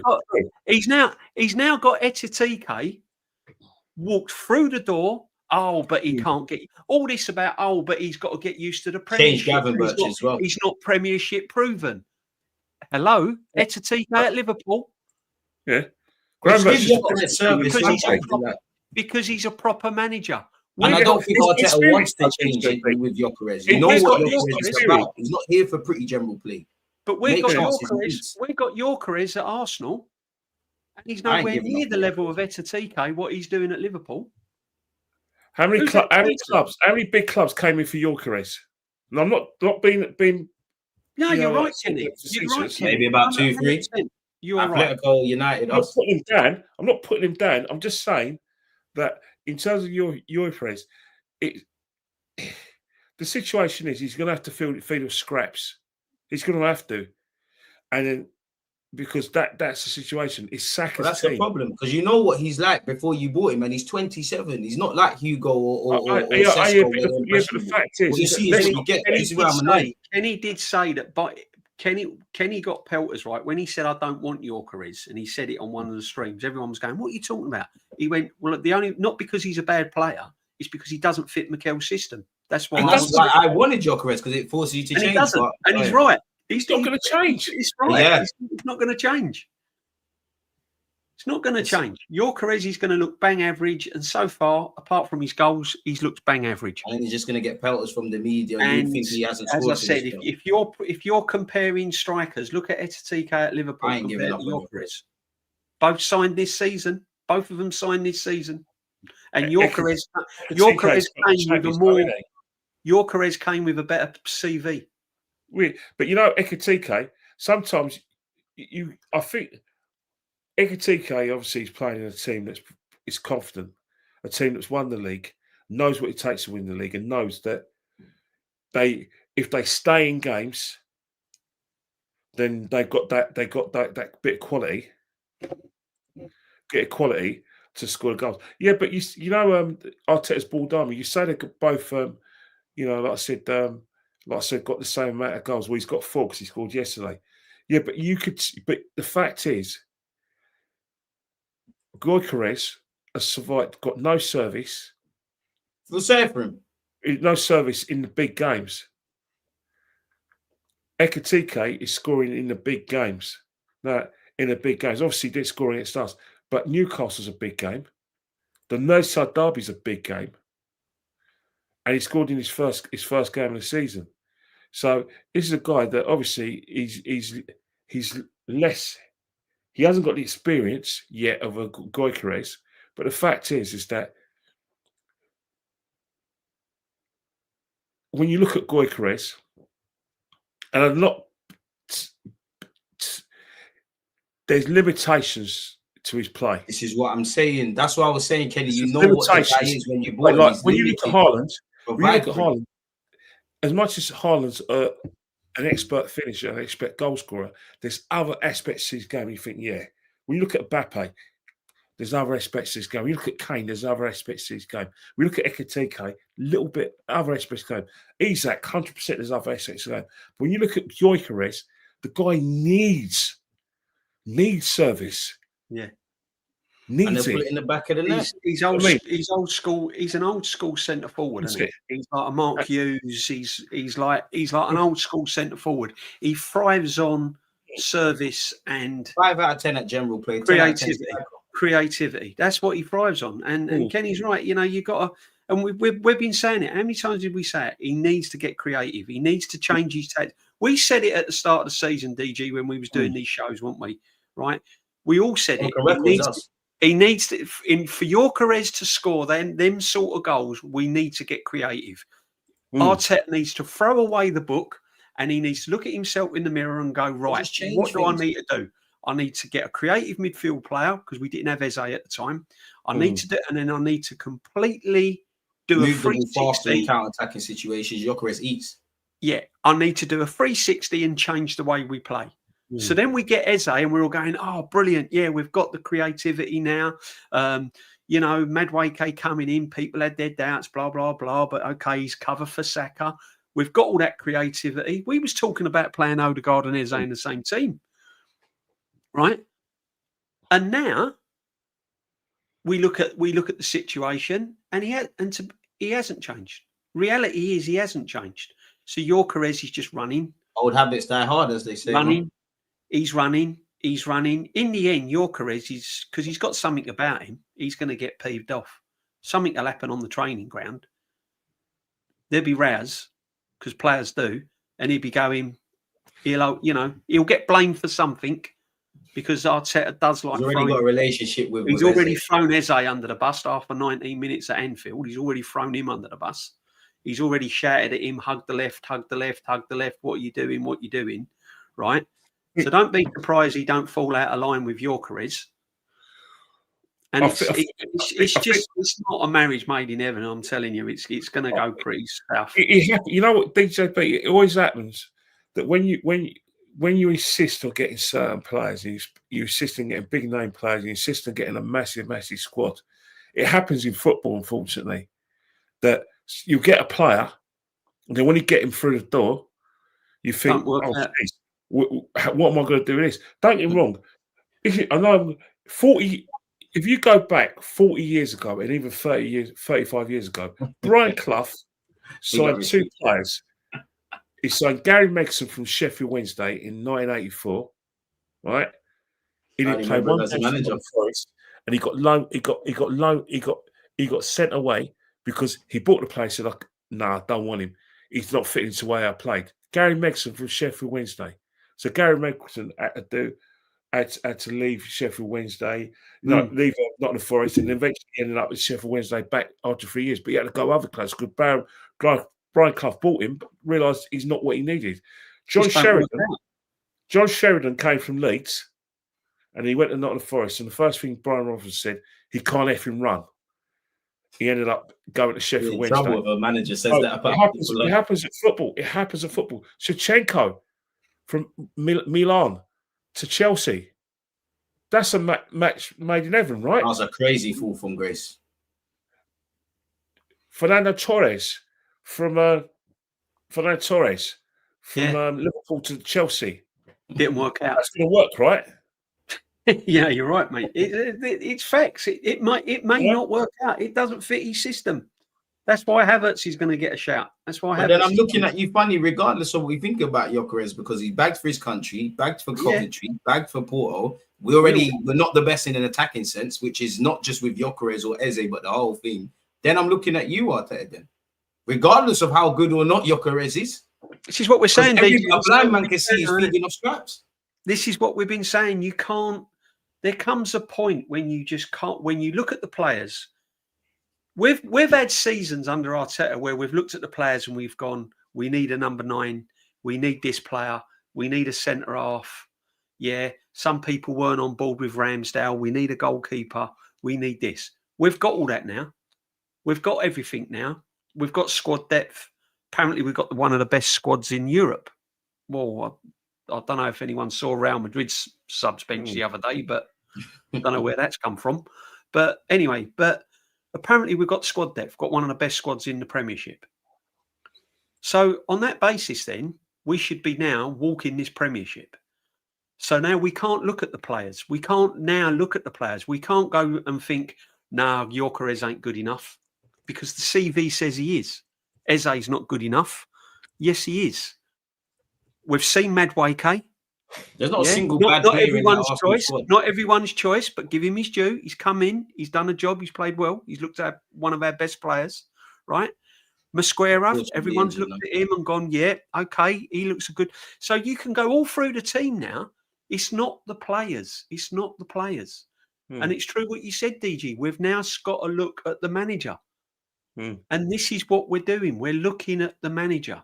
But unfortunately, because you've got someone in the chat that thinks different. Oh, it's the players. Whatever you say about the manager, players have got to take responsibility. But these bare different players now. This is the problem. You've got 80%. You've got 75, 80% of the fan base that will still refuse to now question the manager. There's not a question. Like every top manager or every manager at the club, you're not above criticism. He's finished runners-up. It's marvellous. It's brilliant. To be honest, that's good enough. I think what's happened, that's good enough for Arsenal Football Club, because if you were to go into like the zeitgeist and you go into like show some empathy for some of these fans, don't get me wrong. I know where they're coming from up to a point. I'm not going to. Kenny, come on, no, you don't. No. The reason why I know where they come from, because I've been there. You think but they're about being it. dishonest. Let me finish. I was born in 1972, right? I missed a double by a year. All right, Kenny. I missed a double by a year. When I was growing up in the 80s, I was brought up in a double. I was brought up in the 1930s teams. I read the books. I was told about the history, and I listened. And I was like a sponge. right? In my lifetime, Liverpool dominating the league. They're winning every year. And if they didn't win it, Aston Villa won it occasionally. Everton won it a couple of times. Arsenal didn't even look like winning the league. So when we went on that run in 1989, or we say 87, I was happy we finished fourth. Because I was happy just to be there. In 89, when we went through that run, I actually generally I would have been happy with second. I said, oh, well, all right. Because I never saw that. But we won it, and then I got greedy, and then I wanted it. But some of these guys, let's not forget, for them, if you look at the Wenger years when we beaten 8-2 by Man United, getting beaten 6-0 by Chelsea. I hear that. Yeah, remember where basically Chelsea's a come to us home and away and used to treat us like little boys. Man United used to win everything. So I get where they're coming from. I get where they're coming from, but they've got to realise when you get that close, you're going to have to want more. The first time I emphasise with you in 22-23, 23-24. I lose a bit of empathy for you. But in 24-25, I've got no empathy for you. The whole club shut the bed. Zero empathy for you.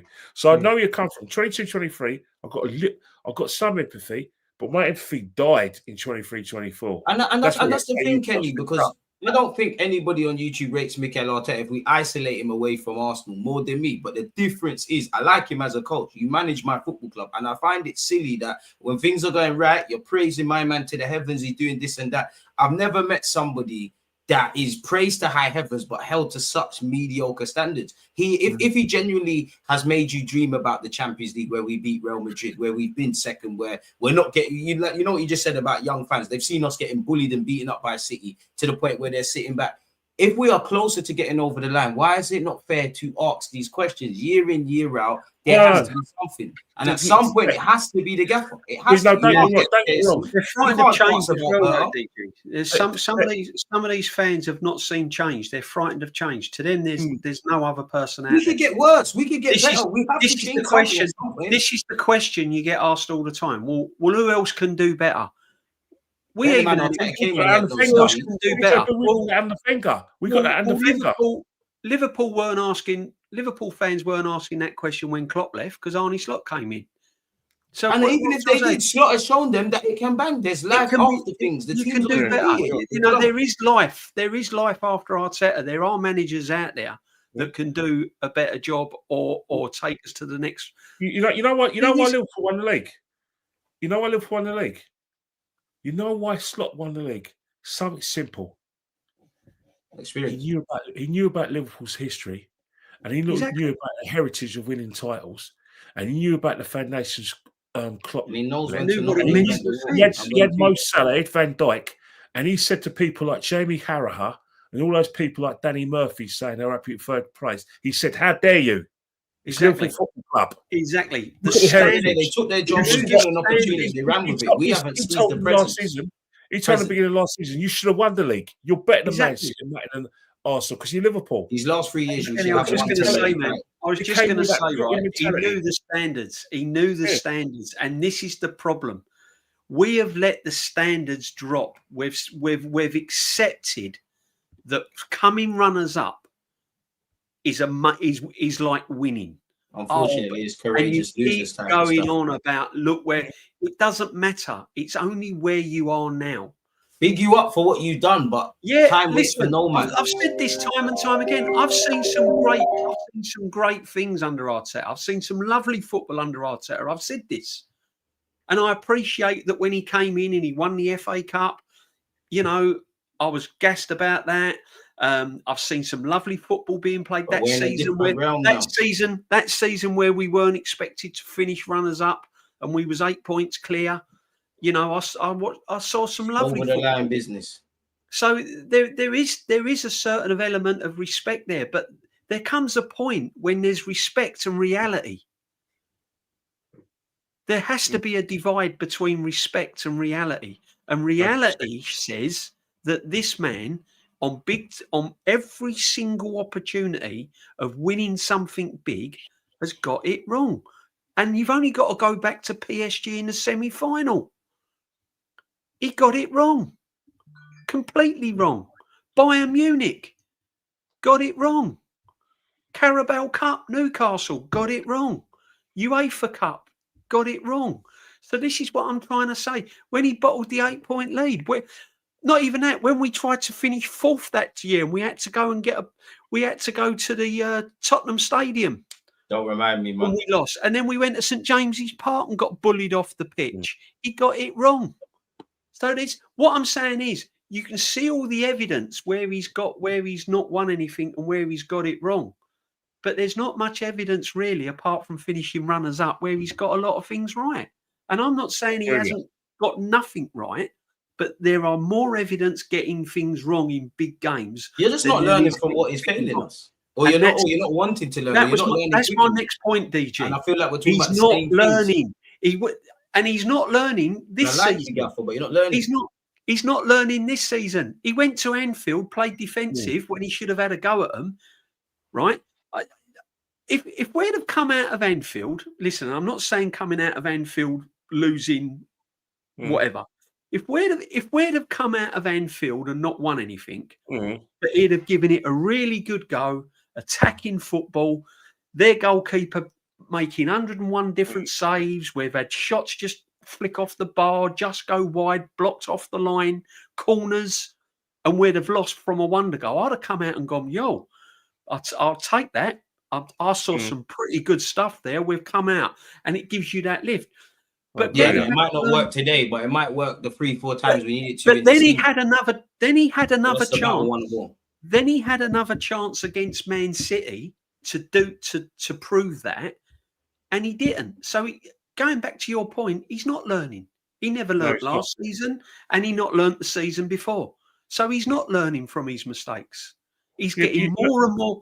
And the thing is, Kenny, I'll let you come in. The thing is, he's getting more and more stubborn now. It's as if it's him versus us now. It's like, well, I'm sorry, I don't care what you say about the handbrake. I'm playing free in midfield, and whether you like it or not, I'll put Eze. It's that kind of flippant attitude he's getting about him now. He's getting that arrogance around him. He was arrogant anyway. He's getting it more now. And he's becoming more and more stubborn. All managers, he knows he's under pressure. You only behave like that if you're under pressure. You should be under pressure, man. You're managing Arsenal. When the Wolves circulate, you start blaming everyone but yourself. You start being hostile to interviewers. Ten Hag did that towards the end, and Amorim's doing it now. You can turn this around if you stop doing certain things. Yeah, but the problem is that he needs to understand two things. Two, a lot of teams are stronger than they were probably 2 years ago. The teams that come up a lot are getting better results than they were last season. The last couple of seasons, given they're going to get relegated. Well, Sunderland haven't lost yet. Leeds are winning games. Yeah, tough places to go. And even Burnley are winning games. So that it's not a good, our next few games, our next few away games in November are going to be against, was it Burnley and Sunderland? But even so, I think the thing with what did you say? November, Kenny? November. I know we've got both of them in November. I think it's Burnley and Slavia Prague away, Sunderland away, North London Derby after that, then Bayern Munich, then Chelsea away, and that's the end of November. There's going to be December. You got Brentford and then Villa away. I'm saying this right. Get off the Man City kind of, and rightly so. But I'll tell you what, there's going to be more tougher games than Man City at home this season. What do they say, DJB? Every game's a cup final in the Premier League, so we need to accept that. When you go to Sunderland away, that's going to be a tough game. That's a nasty one as well. Leeds away, they got a good team. They got belief in them. They got that bloody wacky stadium, and they got players who play with confidence. Don't you? And there's an element of feelings because Everton's new stadium. That's going to be a tough game. That's going to be a tough place to go. You have to focus on the game on Sunday. To be fair, in saying that, I think the reason why if we segue back to the disappointment and the frustration, because I think it's not so disappointment, it's frustration. We've been told by the media, the impartial media, and by the partial media, which is our fans, the podcasters, that we've got the best squad in the country. You know what I mean? We've got the best squad in the country. Show me it's the best squad. I think we've got one of the best teams. Believe that. If we got the best squad in the country, and we've got in arguably the best first 11 in the country, the expectations are rightly going to be high. And then when you see that kind of football, don't try to sit at the big boy table if you don't want to deal with these things. I always say in life, do it if you must, but make sure it works. But if you carry on doing it, it's not working in the big games, and we're further behind. And if we kind of do our predicted grades, which is either predicted results, and it doesn't come off, then I'm afraid you're right for criticism. And I say, this is football. For anyone in anyone in the chat or any other podcast I've worked with, if you think there's an agenda against Arsenal, well, the best tonic for any agenda is to go out and prove us wrong. That's where we're at. Just shut people up. They can say whatever the hell about our team as long as 20 if you want Chelsea fans to stop laughing at you and saying, "What they say? Invincibles had 12 draws. They're still invincible." Yeah. What now? If you want to make sure that Spurs don't win the Champions League before you, go and bloody win it yourselves. Exactly. If you want to prove that you're the best team in the country, you've got the best defence, and that our defenders is as good as bowling animals. Go and win the league. Go and win it. So then let me ask you like this year, because to be fair, I do think there's pattern recognition. I think a lot of fans, whether you're toxic, top, bottom, middle, whatever have you, a lot of the frustrations with the Liverpool and City game, obviously in-game, but not necessarily as the games. It's we wanted to see us be on the front foot. We're tired of seeing the same old things and having the same old conversations tactically. Are we doing too much? Because it is 5 games into the Premier League season. There is 33 games left. Are we doing too much? Like, is it all doom and gloom? No, it's not all doom and gloom. It's never all doom and gloom. I mean, there's always... It's true what Matty the Southern Gooner always says. Big up, Matty.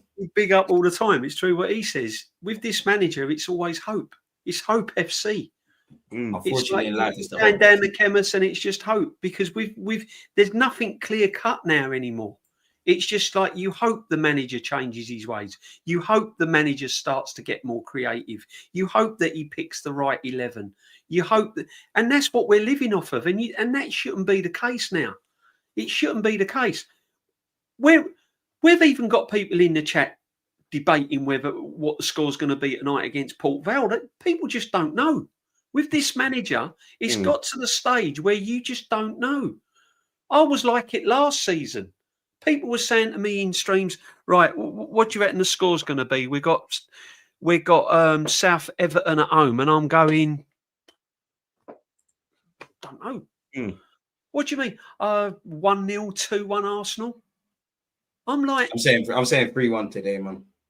People are saying to me about Sunday against Newcastle. I'm at the stage now where it is literally hope.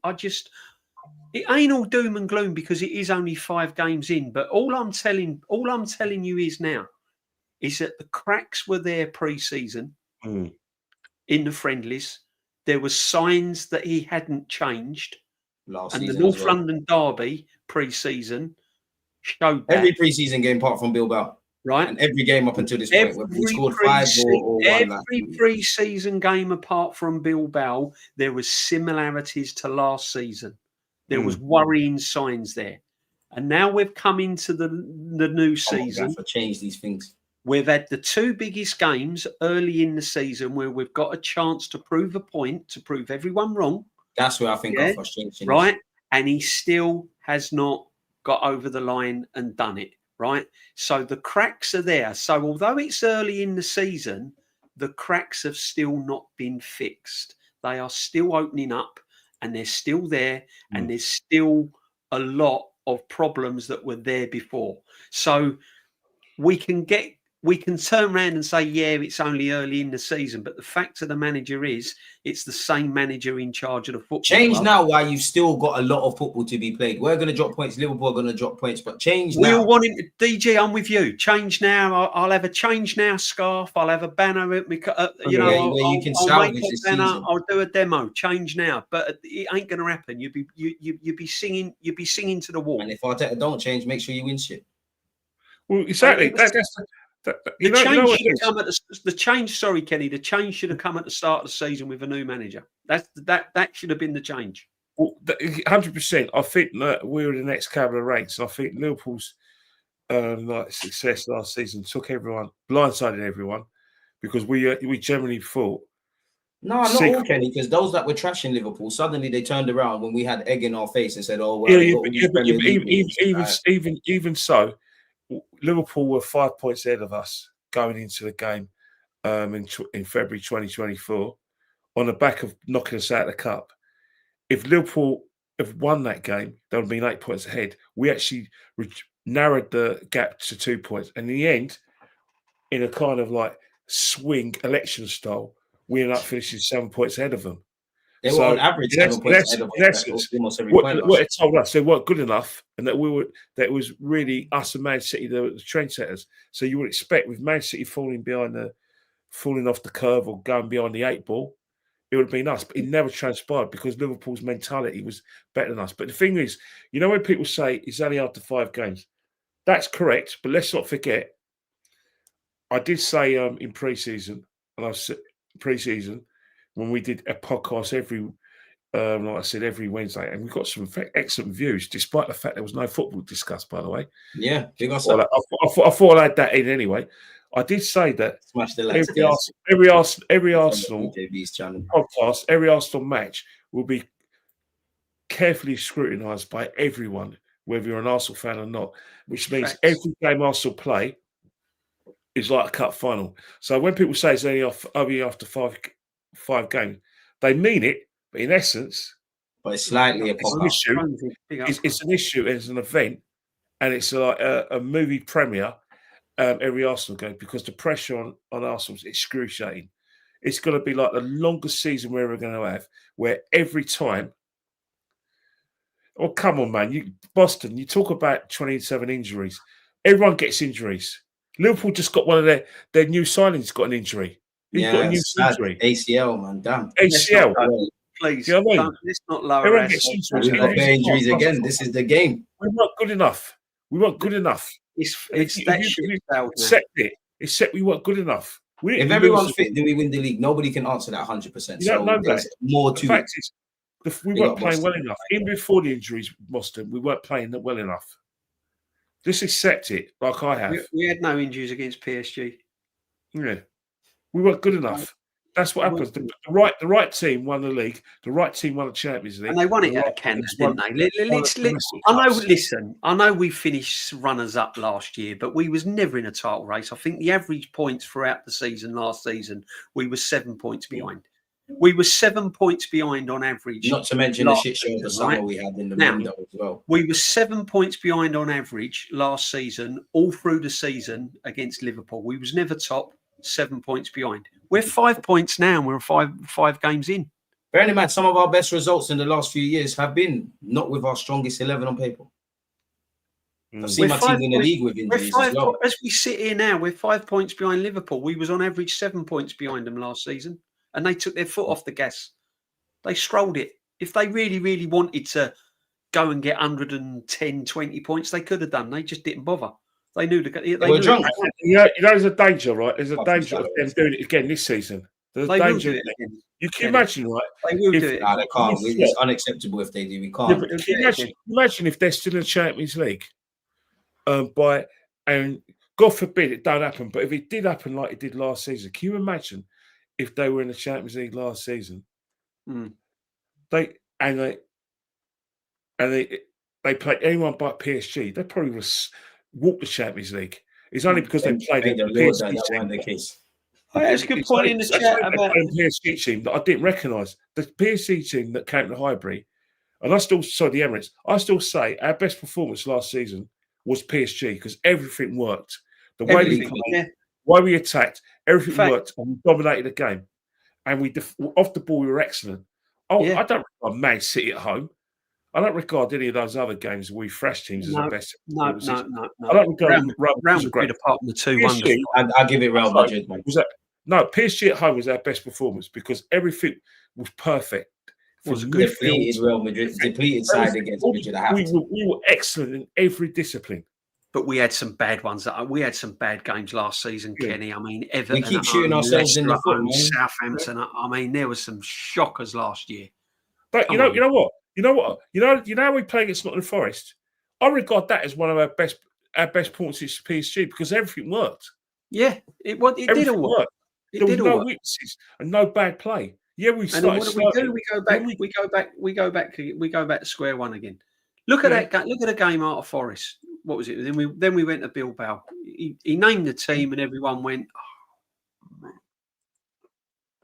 Come on!" I don't know an Arsenal fan that when he named that team against Man City, they weren't saying, "What the F is all this?" Unfortunately, you saw Trossard and Marino, and thought, and to be honest with you, I kind of understand it, but I didn't want to see it. I would say for myself, it shocked me more Trossard was starting. I mean, you was doing the watch along, DG, right? What was your reaction when you saw that lineup?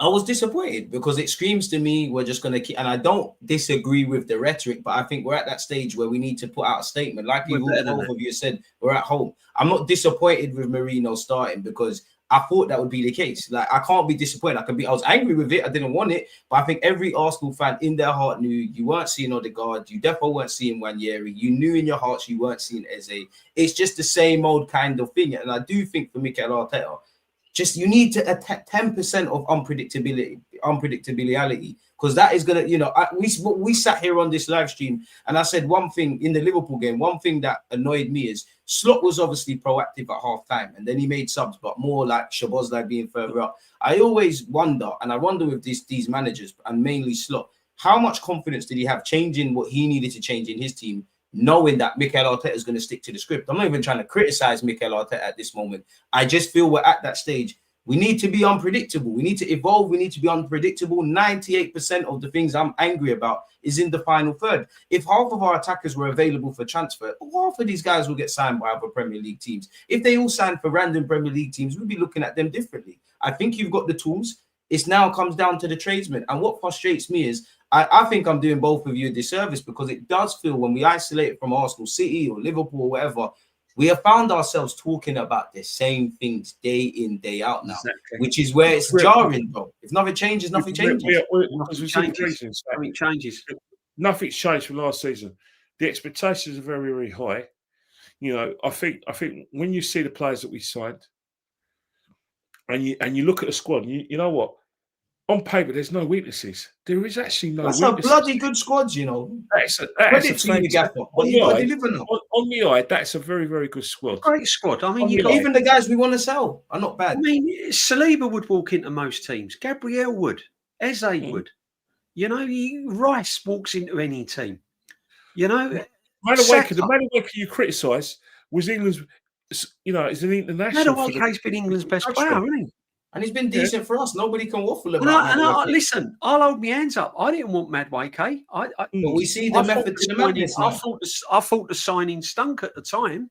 Yeah, but he's now a big loss now. He's a big loss. He's come in, and I've looked at him and I'm thinking to myself, yeah, he could do a job here. He can do a job here. But it's just, that is what I'm saying. You can't blame the players. It has to be. It is now down to the manager, and unfortunately, we're going to have to stick it through. We're going to, and there'd be more and more and more conversations like this, because, as I said, there's going to be some tough games. Brighton away, Fulham. We don't normally play well down there. Brighton at home, Brighton at home. Yes, but we can't look beyond Newcastle on Sunday, really. Chelsea home and away. Chelsea home and away. We smashed Chelsea at the Christmas. December the 27th, we've got Brighton at home. Yeah, tough. December the 30th, we've got Aston Villa. Both teams took points from us last season. Yeah, we got West Ham. They've beat us twice. And they might have a new manager. You know what? Just what you got to do, West Ham. Just play it. Just cross the ball, put set pieces in. That you'll be all right. Because they can't. The thing is, I run from now to the end of the year. It's a bit oof. But Kenny, I've got to admit, this is why a lot of the Arsenal fan base, and this is why Arsenal are hated by so many teams, because when they're told to predict scores, you're going to get madness like, Arsenal beat West Ham 5-0, 6-0, and all this. And I'm thinking, where's the evidence to all this? Where are you getting these scores from? Do you know what I mean? I think it's in a personnel. We'll beat Brighton 4-0, blah, blah, blah. You'll get 4-0, 5-0, 4-1. The players we've got, we should, though. Really, we should. The players we've got, we should. But what we've got to start doing now is not looking at the players. We know we've got good players. Think Arteta. Then predict. Right. Arteta has said he's going to cook us a meal. We bought all the ingredients. Show us the dishes. I don't. When I predict a score, I don't look at the players. I know any of these players in another team would probably go and win 4-0 at home against like West Ham. No disrespects, but we're talking Arteta. So when I predict a score, I'm thinking, Arteta, Marino midfield, rubbish. I guess 2-1 City. Didn't happen, did it? Zubimendi losing possession, no creativity. This is what I'm predicting. Do you know what I mean? Yeah, Palace are better than Arsenal at the moment on the eye. Sorry. Yeah. You know, I'll tell you one thing about Palace, right? Jack's plenty of teams in the final third. Facts. I'm going to tell you, you know what? I'm so shocked. I'm shocked. Depending, though. I'm shocked that game ain't live on TV because that could be a classic. Yeah, I'd hate to play Palace now. I bet you Liverpool have got more problems. I bet you Palace create more problems than we did at Anfield. Well, we think about it. They've lost. We saw 10 man Newcastle do that. They've still got Mateta and Sarr, but they lost Eze and Alicia. But they're still difficult to beat. They still got a Palace away ain't easy. You know what? They signed a guy from Millwall called Eze. And he's incredible. He's decent. And he can't get game for him, you know. Eze from Millwall. Look what this manager's. Look what this manager's done to Mateta. They went and bought. He used to be a joke man. Now he's one of the most feared in the league. Did Mateta score against us in the 3-0 in 2022 under Vieira? He scored one. That's it. He scored against us. But look at him now. Now he's like incredible what he's done. Very good tactical manager, man. And whether I think Palace lose him at the end of the season. Personally. Palace has won the same amount of trophies as Arteta. They've won an FA Cup and a Charity Shield. No. He's got three. In less time and less money. Time, yeah. No, I think the thing with Crystal and Palace. he done that. He did lob right off. To be honest, let's be honest. Was anyone surprised they won a cup final? I wasn't surprised they won a cup final. Seen a lot of giant I fancied Palace actually to win that. I'm happy they won it. Yeah. Naturally, for obvious reasons. All day long. No, there's no easy games. There's no easy games in the Premiership, and when you ain't won nothing, and the pressure's on, every game now, we've all been saying it's got to be flawless this season. It has to be because you know what's happened, right? If Liverpool had perfect results in terms of points, but maybe perfect. If you were to ask me to wage my house on the result at Crystal Palace, because of what I've seen this season. Because of the mentality of Liverpool, I would say Crystal Palace be kicking themselves and screaming how they lost that game in the last minute. Because from when it comes, you could say, I don't know how Liverpool got in there. You know why Liverpool win those games? It's not by luck, it's because they've got mentality. They know they'd be playing, they've been average. They always know a chance is going to come. They're going to make one. And they got time to put in the net. And they know that if they put teams under pressure, you know why teams can see penalties in the last minute? It's not because of the referees, because you put them under pressure. You're scared. Burnley done it twice in 2 weeks against United. Panic. Burnley, the guy panicked, handball, or the guy puts his foot out. Same team a week before as well. Phil Neville style, isn't it? Phil Neville style. Remember when Phil Neville get at Villa Park in '99, or Phil Neville the year later, England against Romania, under pressure, just stuck his leg out. Scared. Yeah. Against Liverpool, when they're holding it, they always have a Phil Neville moment, don't they? They do. They always got a Phil Neville in defence. And that's the annoying thing about us, man, because the second half against City, first half, all the stuff we've discussed, I'm vexed. But when I see, I'm mainly focusing on the players, and I do feel in the second half, that was one of the games where I think Ranieri needed to come on quicker. But like DJB said, I was doing a watch-along, and that's the first time, not that I'm the manager, but everything I'm saying, the gaffer's doing it. So there's elements, but at the same time, we're too far along in the project for this to be things. Before I let you lot get out of here, you both knew I wasn't letting this go. Told you to keep faith in my guy, man, Martinelli. Is there a revival? Is there a return? I've actually forgot about Martinelli. He must be doing well because I haven't criticised him. See that finish? Well, goal of the season contender, in my opinion. Right, I'll tell you what. Then. So listen. Okay, let's swing it round another way, right? Who do you? If Martinelli is in such good form, who do you start, Martinelli or Eze? Well, you know the answer, DJB. No. Come on, no. Martinelli, left wing.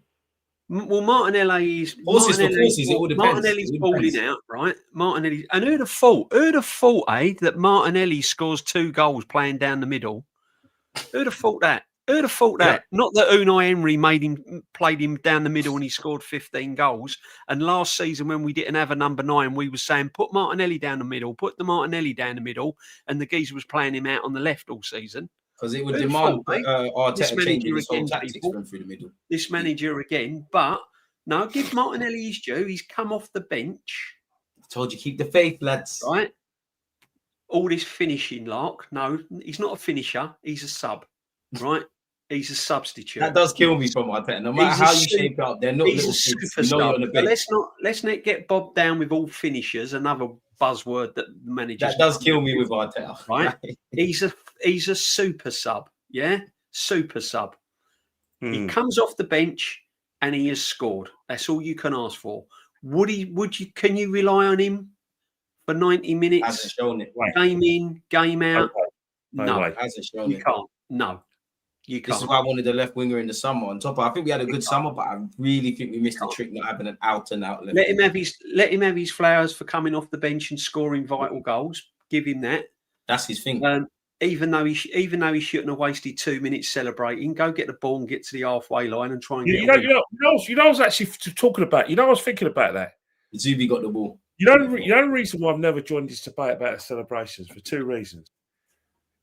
I didn't notice it because we're all celebrating, and I was getting with that where I had to pick either. I was basically, when you're moving forward, and then all of a sudden someone pushes you back, so you lose your balance. You have to hold on to something. I was untangling myself from other people's bodies, but in fairness, you're in the roughing, Kenny. I was just all clapping. Well done, Mick. You left it up again. Well done. Yeah, but devil's advocate. It wouldn't have mattered if he didn't put the ball in the centre circle because we were delayed by VAR. We have to be fair. The VAR. Remember there was a VAR check. But it's the attitude, though, isn't it? It's the attitude, though, isn't it? You know, this. But me myself, you know what? Yesterday the podcast they brought up the things that they brought up. That they had a big debate about. I didn't see Haaland throw the ball at Gabriel's head after he scored. I didn't see it. Kenny, you must have seen that. I was at the ground. I was at the stadium. I didn't see it. Fair enough. No, that definitely happened. I didn't see. That's why I think the media is not being fair to Arsenal. Yeah, I didn't see Martinelli. In the ground, I didn't see Martinelli, go berserk because I was going berserk myself. So I have to admit it. I can't comment against on something I didn't see. Score ever again. But it was news to me that Haaland did that to Gabriel through the ball. Big up Zubi-Mendi. It's the only thing he done right all game was run and get the ball and get it out the net. Again, I didn't see. No, but don't you think that's the Arteta thing? If Marino looks shaky, if Zubi looks shaky, if Rice looks shaky in midfield, obviously players will take responsibility. But the midfield and the final third or the attack, DG, you need to fix that up. Defense is superb. DG, you've got to admit this, right? Because you've played at a good level, right? And I. Right? When you're relying on your midfield men, especially if they're defensive, the first thing you want from a defensive midfield player is to be solid, hard, and aggressive, right? Yeah, but he's a cultural 6. It's not what Zubi-Mendi is not hard and aggressive, and nor is Marino because they both get bundled off the ball and lose possession. The Spain thing don't work in England. So then the next thing is the next thing. If you haven't got that, then be creative, and we haven't seen that. Apart from a wonder volley, that's it. Other than that, a lovely assist for Gyökeres. Other than that, I've not seen Zubi-Mendi be creative, and I've not seen him be 100% solid. So you keep faith in Zubi-Mendi. I'll keep my faith in him, but until I actually, it looks dark. It looks dark. I'm getting a bit nervous. He's a bit weak. On the whole, it's not the team. It's not the players now. The manager's got to the manager's got to sort it out. So then the last thing I got to ask you lot then, obviously we can skip over Port Vale today. We hope we win. We want to see the rotating. No, you can't skip over Port Vale. The game's about glory. Oh, I wanted to get into Port Vale and Newcastle if you lot want. Go ahead. No, Port Vale, because we'll get into Port Vale. That's it. You know, I talk about Port Vale, and it's all controversial. I think Gyökeres should start today. Fill his boots. Yeah, I agree with Kenny. I agree with Kenny. Fill his boots. This is an opportunity for you. We're going to see Gyökeres and Saka, to be fair. Go and get 2-3 goals. Yeah, I totally agree. Exactly. Can you imagine what they'll do to boost him? Because he's going to play Saka. He must have played a few cabbages in the Superliga in Portugal. I mean, you don't get all those goals he scored against good teams. There were a few cabbages that he played against. So we've got a cabbage today. Let him fill his boots. And then he'll be boosted for Newcastle. He's playing Saka, that's for sure. 100%. We know Saka's back. And that's the annoying thing about the Madueke injury. It's like 1 out and 1 in. I finally thought, whoa, we got this sorted. Yeah, as long as Wanyeri and Dalman start, I'm cool tonight. He'll rotate them. He'll probably start. Dalman's got some GCSE coursework to do. Yeah, Dalman's got to get a bed. He's got GCSE. But I'm hoping he'll play Skelly. Remember Skelly? Yeah. All the Haylen boys. Skelly started at left back today without Sharon. Yeah. Well, there's going to be no Hincapie. He's injured. There's no Odegaard. I reckon he'll play Mosquera and Saliba. I reckon he'll get Saliba more minutes. Rice is getting minutes today. Kepa will start. Kepa will start. Yeah, Kepa will start. Ben White will start back. Ben White, if he's fit, will start. And he'll start with. Hopefully, he'll start with Wanyeri. Martinelli started as well. Will start. I'll tell you what, don't be surprised. Marino, he might be our number 9, and he might drop Gyökeres and put Marino up top. But surely Eze gets a start today. I'll be going, bloody hell, mate. Port Vale, cold night on a Wednesday. Yeah, I'll have some of that. Surely Eze gets a start today then. Don't know. Because I think we all would bet that he's not starting at Newcastle. I want to be wrong, but surely in this manager, logic and Arteta, he's not in the same dictionary. There is room for him to start. That's what I'm saying. Kenny's got more chance of starting than Eze. And it's a shame that we're saying this about Eze. Yeah, I don't know what to say. But you've got to remember one thing. Just because you've got to remember, he's not Crystal Palace no more. This is what he has to do for Arsenal. Gyökeres is not a Lisboa. He's at Arsenal now. The Eze you fell in love with did well for another club, and he did. He's an Arsenal. But Eze I fell in love with. Played a fantastic ball for Martinelli and a great assist. I know that. That's a cameo. And he's one. They're 2 of our best attackers by default. That's a cameo. We haven't seen the full package because it's early days. Because they're not getting chances to do that, Kenny. Listen, get games, injuries. Saka, Gyökeres, Eze, they all get games. He'll get a run in the games. Now, it may be on merit or it may be because of injuries. Doesn't matter. He'll get games. Yeah, I tell you what, the best way to describe this manager is like giving him a Lamborghini on a racing track and he's driving it at 30 mile an hour. All right. I'll leave you with that. I'll leave you with that analogy, right? Mikel Arteta is like having a Lamborghini on a racing track and he's driving it at 30 mile an hour.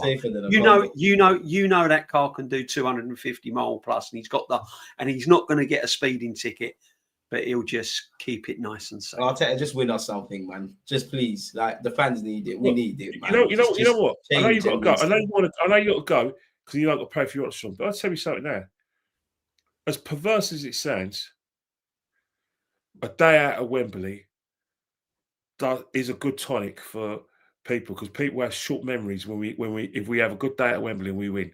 All the memories of this season, all the memories. And when you're celebrating, and you know what I say when you're celebrating, when the cutlery ain't put away, when the bin liners ain't picking up the chicken bones, and when the carpet cleaner's not in, you'll be tempted to say, give him one more year. Even the dissenters will be tempted to do that. You can't do that. You can't get carried away with that, Kenny. But you know the majority will be saying what Kenny's saying, though. There's a few people I know who are floating voters. If you talk about politics, floating voters who would say, "Yeah, one more year.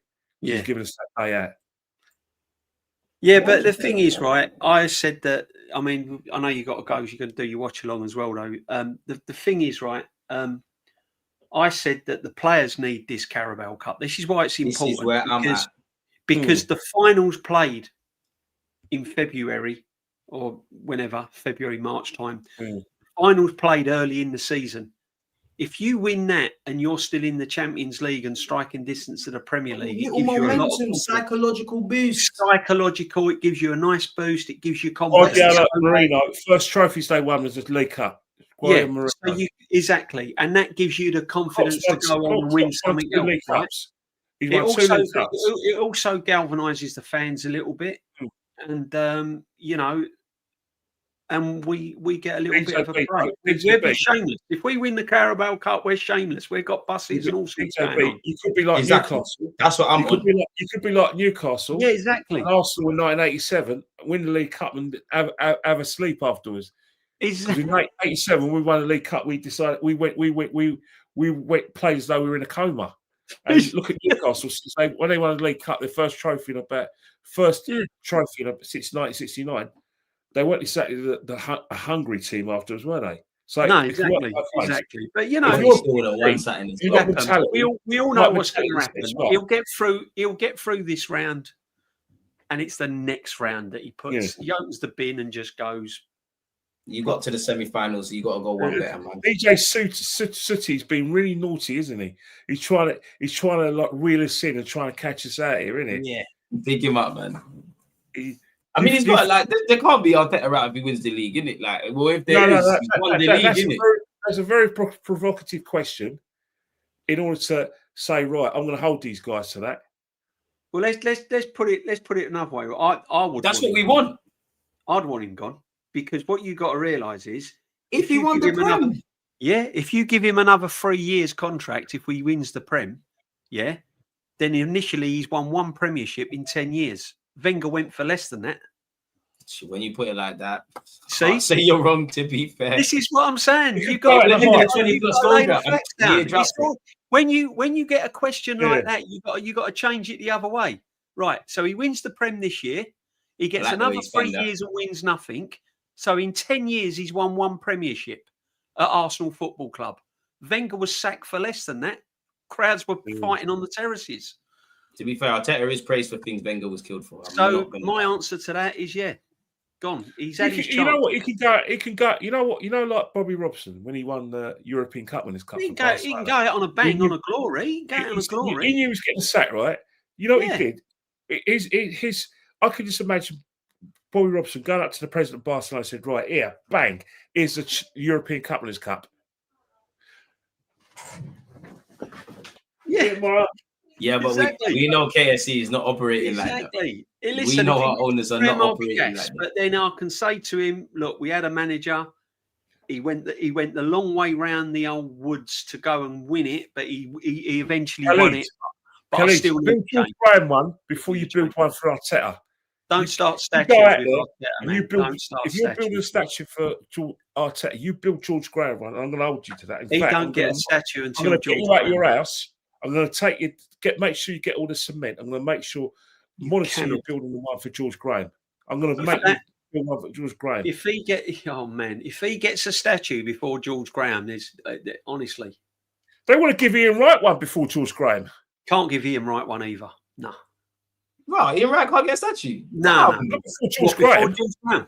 Oh, no, I hear that. Yeah, get George Graham as one. I thought you meant in general. I was about to say, damn, Ian Wright can't get a statue. Damn. No, but that's how you got to look at it, innit? You know. The way you flip the question, DJB, I was like, you know what? That is kind of mad, the way you put it. Is it? Exactly. But I want that to be the question, because obviously I want us to win that damn Premier League. I want that to be the stat, but the stat would mean that he would only, because he's taken him 6-7 years to win one. And maybe he might even leave. He might say, do you know what? Quit while you're ahead. I got the Premier League. I got the first Premier League Emirates era one. I'm gone. Hey, Kian. He wins the Champions League, and you want a statue. He does deserve that. I'm going to come to your house.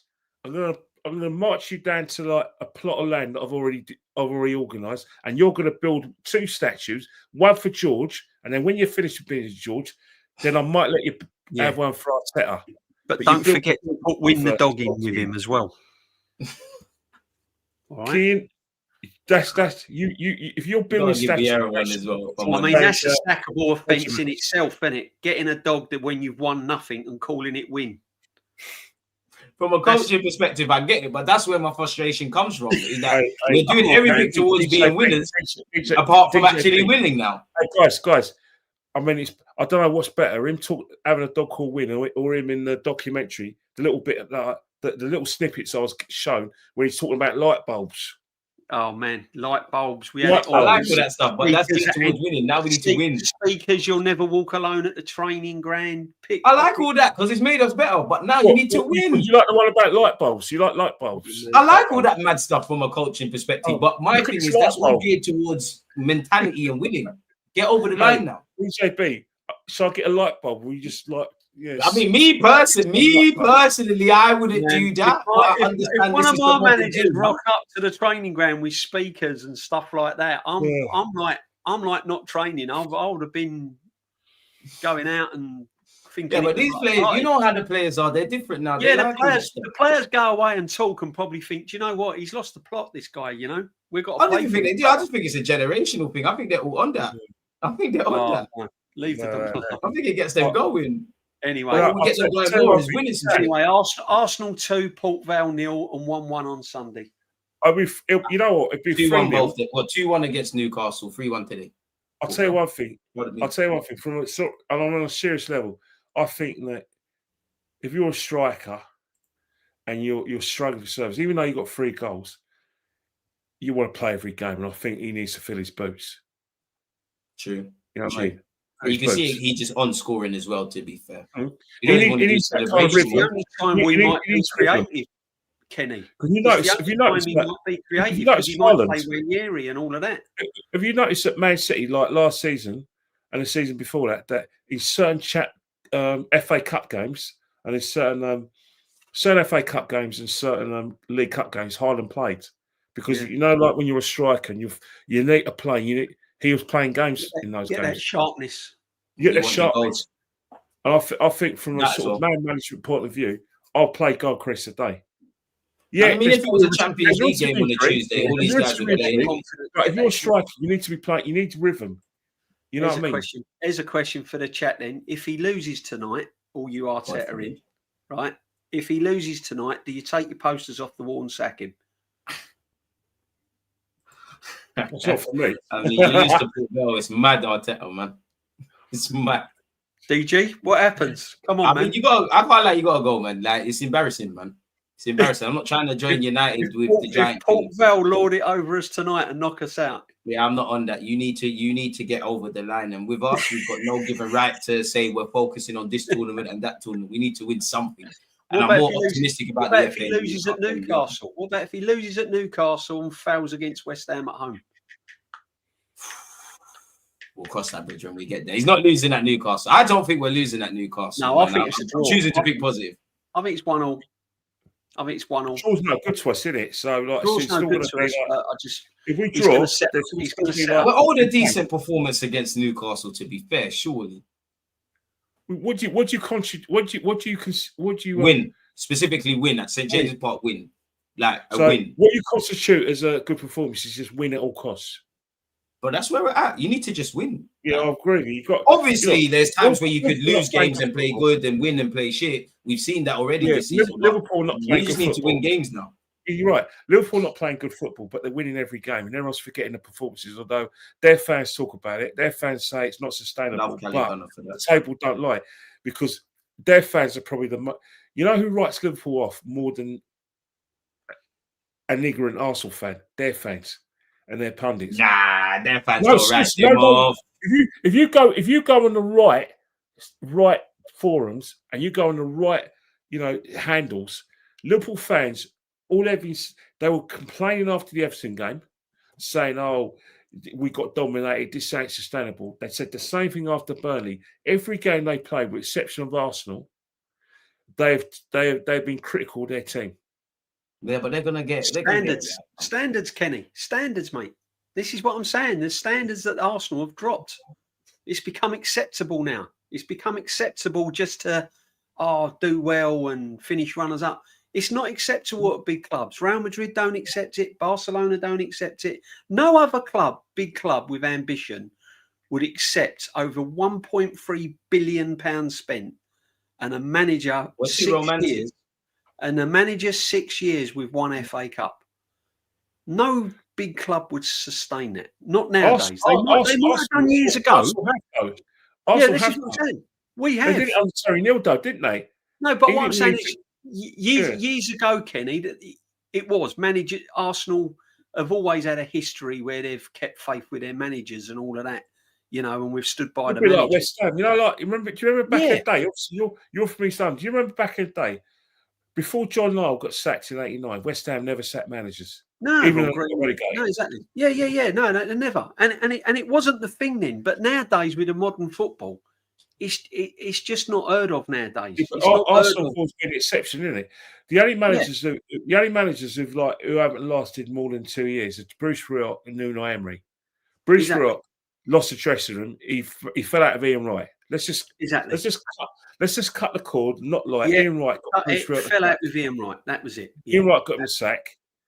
At the extent that a lot of the players, Bruce Wright was never a fit.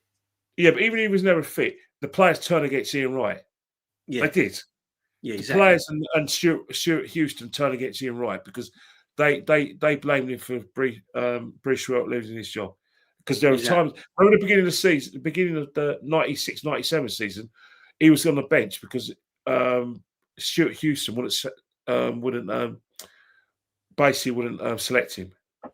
Because let me say something about Ian Wright. As much as people think he's a lovely person and they want him to have a statue, he was a right sod. He was, yeah. Ain't that like most great players though? They're all knobheads. I know an Arsenal fan who doesn't like Thierry Henry because he didn't take a picture. I'm going to say this. I'm going to leave you this because we don't get time to talk on camera. There's right sods and then there's Ian Wright, and I'll leave it at that. Exactly. No, you're right, slander over here, man. No, you're right, slander. People deluded. I'm back again. Come on, Ian. We love you. He is the modern. He epitomises the modern Arsenal fan. They like the journey rather than the destination. Like, I'm bored of being like. He says all the right things. He says all the right things. He backs the manager. He says all the right things. He goes round in circles without actually coming to the facts, and he just epitomises all what's brilliant about. It was critical in the City game, though. To be fair to him, But yeah. He's a fan. Ian Wright. You know why a lot of people like Ian Wright? He's a legend. He's an absolute. Some love Ian Wright and hate Thierry Henry as the pundits. You know what Ian Wright is loved by universally by football fans, and rightly so to a certain extent. When England play, you will not get a bigger England fan than that guy. That guy. He loved England. I thought Terry Butcher was an England fan until I saw Ian Wright. Ian Wright is the biggest England fan going. He actually he takes it personally if they win, lose or draw. So I can see that attraction. And at Arsenal, again, he is a fan.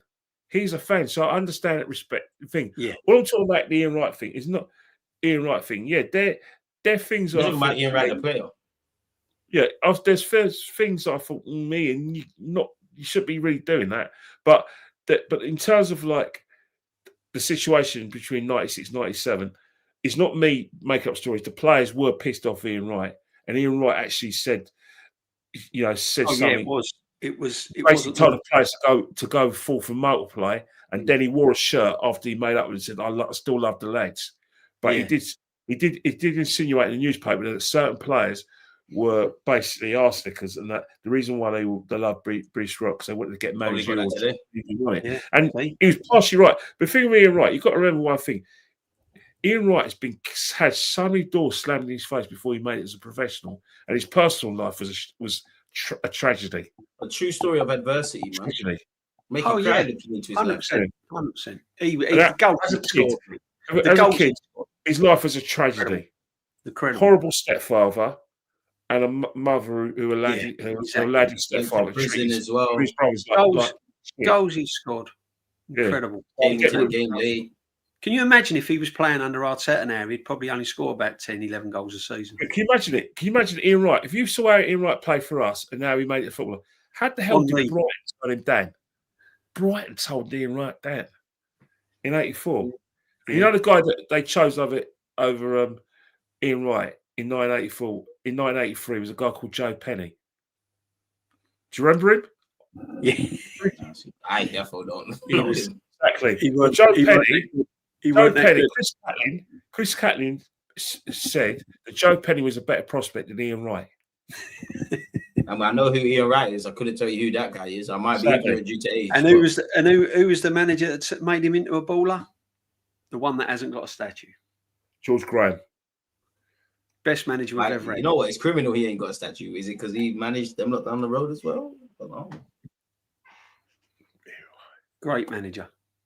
Fantastic manager. That's right, 7 manager. Sorry, Arsenal Wenger fans, not personal, but George is our greatest. You got yourself double G, but I'm a Wenger baby, so listen. Wenger showed me some of the best football I've ever seen in my lifetime. I've got to admit that some of the football that I saw under Wenger was the best I've ever seen. I mean, I'm going with like the Barcelona. DJB, it'd be the best you've ever seen, mate. I'm telling you that.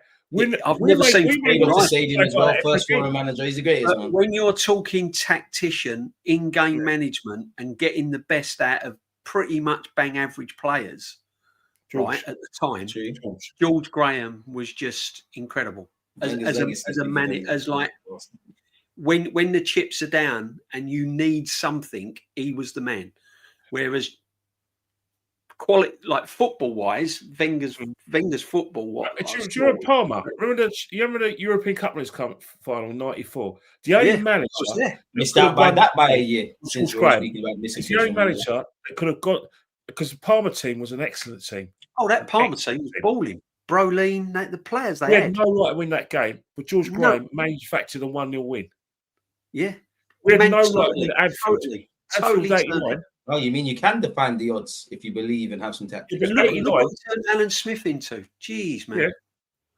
Look, he did for Paul Murray. You remember 1989 when Liverpool had that team that had Barnes, Beardsley, Rush, Aldridge, McMahon, Nicol, Grobler. All of those guys have won championship league titles. We had no right to go Anfield and win. We was one game away from an invincible season. One game away from an invincible season, George Graham was. Yeah. But no statue. Wenger actually did it, to be fair. But no statue. You know what I mean? No statue. Yeah, no, it's criminal. He ain't got a statue. I can't lie. It's very criminal that George Graham. I don't talk about statues. I'm not one for statues anyway, but there you go. Yeah, like statues and murals and paintings and Banksy and all these things. Think about it, guys, right? If you ask any Arsenal fan who knows their history, and it doesn't have to be someone who's born in 1972, it could be someone born in 1992 or 2002. If you're a historian, you're a historian. Doesn't matter how old you are. If you're into the history, you're into the history. You know your stuff. You know your stuff. You know anyone you ask anyone from the age of 50 down to 50 to 15, or 15 to 50, and you ask them who are the most iconic managers that Arsenal ever had. Those 3 names will come up. Chapman, Graham, and Wenger. Chapman and Wenger have got statues. Why hasn't the third one got one? Exactly. 100%, Kenny. On that note, I wish I could answer that, you know. 100. It's a shame, man. But one thing's for sure, in 15, 20 years' time, we won't be having the same conversation about this current manager like we do George Graham and Arsene Wenger. I hope we can, because he might even be here that long. It ain't happening. When you as look back, as much as I don't like Arsene Wenger, I always have to talk. If you ask my 16-year-old self in 1988 that I would get to see Arsenal win five league titles, win a European trophy in my lifetime, go unbeaten. Yeah, the best teams I ever seen was Arsene Wenger's 2002 team. The second best team was the 91 team, and then the Invincibles. If you ask me that I got to see those 3 great teams, I would have laughed at you, because in 1988, I would have been happy with the Liverpool's Cup that we won in 1987. Facts. Yep. 100%. 100%. Yeah, man. Wow. let's just hope we can win some silverware this year, man. But people, this is why I What a bring show. these two box office. Enjoyed that. No, man, this is you to our box office, man. You get a little bit of history, we get some stats, we get some articulated opinions, and the rest of it. Big up the chat as well. Big up the chat. The best chat in the business. Appreciate that on behalf of them. It's still the best chat in the business. I haven't seen a better chat. Sorry, I'll reword the question. It's combative and it's inclusive. Yeah, that's what it's about. We all think of football differently, like, but exactly. like it doesn't need to go to the other places. No, it don't need to get personal. Khalid and Kean, I'm going to collect you from your homes. Exactly. And you're going to build those statues with your bare hands. Make sure you have a drink, though, because he won't buy you one. On that note, people, smash the like button, subscribe to DJ. I tell you what, Kenny Ken deserves a statue at the outside. He deserves one, man. Kenny's a legend, man. We deserve a statue, man. We deserve a statue, you know what I mean? Come on, man. I do. I've been going for like years. I've got even like everyone in the chat, us three on this panel, we deserve Arsenal to win some silver. If there's we deserve our Blue Peter badges for all the service we give to Arsenal, all the loyalty we're giving to Arsenal. Exactly. Big up, my friend. Yeah. Kenny, I'll see you tomorrow. I'll send you the link, my friend. Definitely. Right, next Wednesday. Where are you lot tomorrow? I'm doing a show tonight, so come and join me tonight, people. I'm doing the Arsenal the midweek mingle. Me and Normski, we do every Wednesday, and then tomorrow that's DJB's platform. Yeah, tomorrow we've got Kenny Ken on. I think Dan Potts is coming as well. Aaron and I think Rashid as well is coming along. Rashid, it's the whole gang. We're gonna be chatting about the season so far and what's been happening. No Arteta rings. This is like the bias show where there's no like balances. We only want people who agree with us. No, you can come. Anyone can come in. So you're not allowed. You're not allowed tomorrow. You're not allowed. You don't want any balanced arguments. You're not allowed tomorrow, DG. Yeah. DG can even put a Christian's band, Strict Toast band, your band as well, because we only. And then later on in the season, I'll tell you what, around about February and March. I'm just a middle Gooner, man. I see both sides. DG is going to come on my channel around about. I'm not Arteta in or out. Do you want me to get PR today? No, like I'm not Arteta in or out. What's on me saying? I'm Arsenal in. I like Arteta, but I like my club more. The only thing I need you to do, Arteta, is win us some silverware. And if you're not able to do that, then I think we need to try different things. That's where I'm at. Yeah. I rate Arteta way more than all these Arteta sections. The difference is I hold him to them standards. You've got to admire Arteta, Rez, because it must be nice to have so many people so willing you on and so desperate disciples, man, to win a trophy. I'll tell you what, I've always said he'd make a brilliant politician, man. Yeah, I'll tell you what, when he finishes his manager career, he needs to go back to his home country and run for like local mayor or politician. Yeah, he'll make brilliant at that. He'd be brilliant at that. Pep won't make it because Pep's too emotional. Pep's too honest. Arteta would be brilliant with that. Can you imagine him? Arteta, like local sort of. He'll be the Spanish Prime Minister before too long. I'm telling you, man, he'd be he'd be good at that. So DJB's told you where to find him. As usual, big up the two aunts being on the platform. Like, comment, subscribe. And hopefully we beat Port Vale, man. You too? Hopefully. We're Arsenal Football Club. We should win about 5-0, 6-0. We should.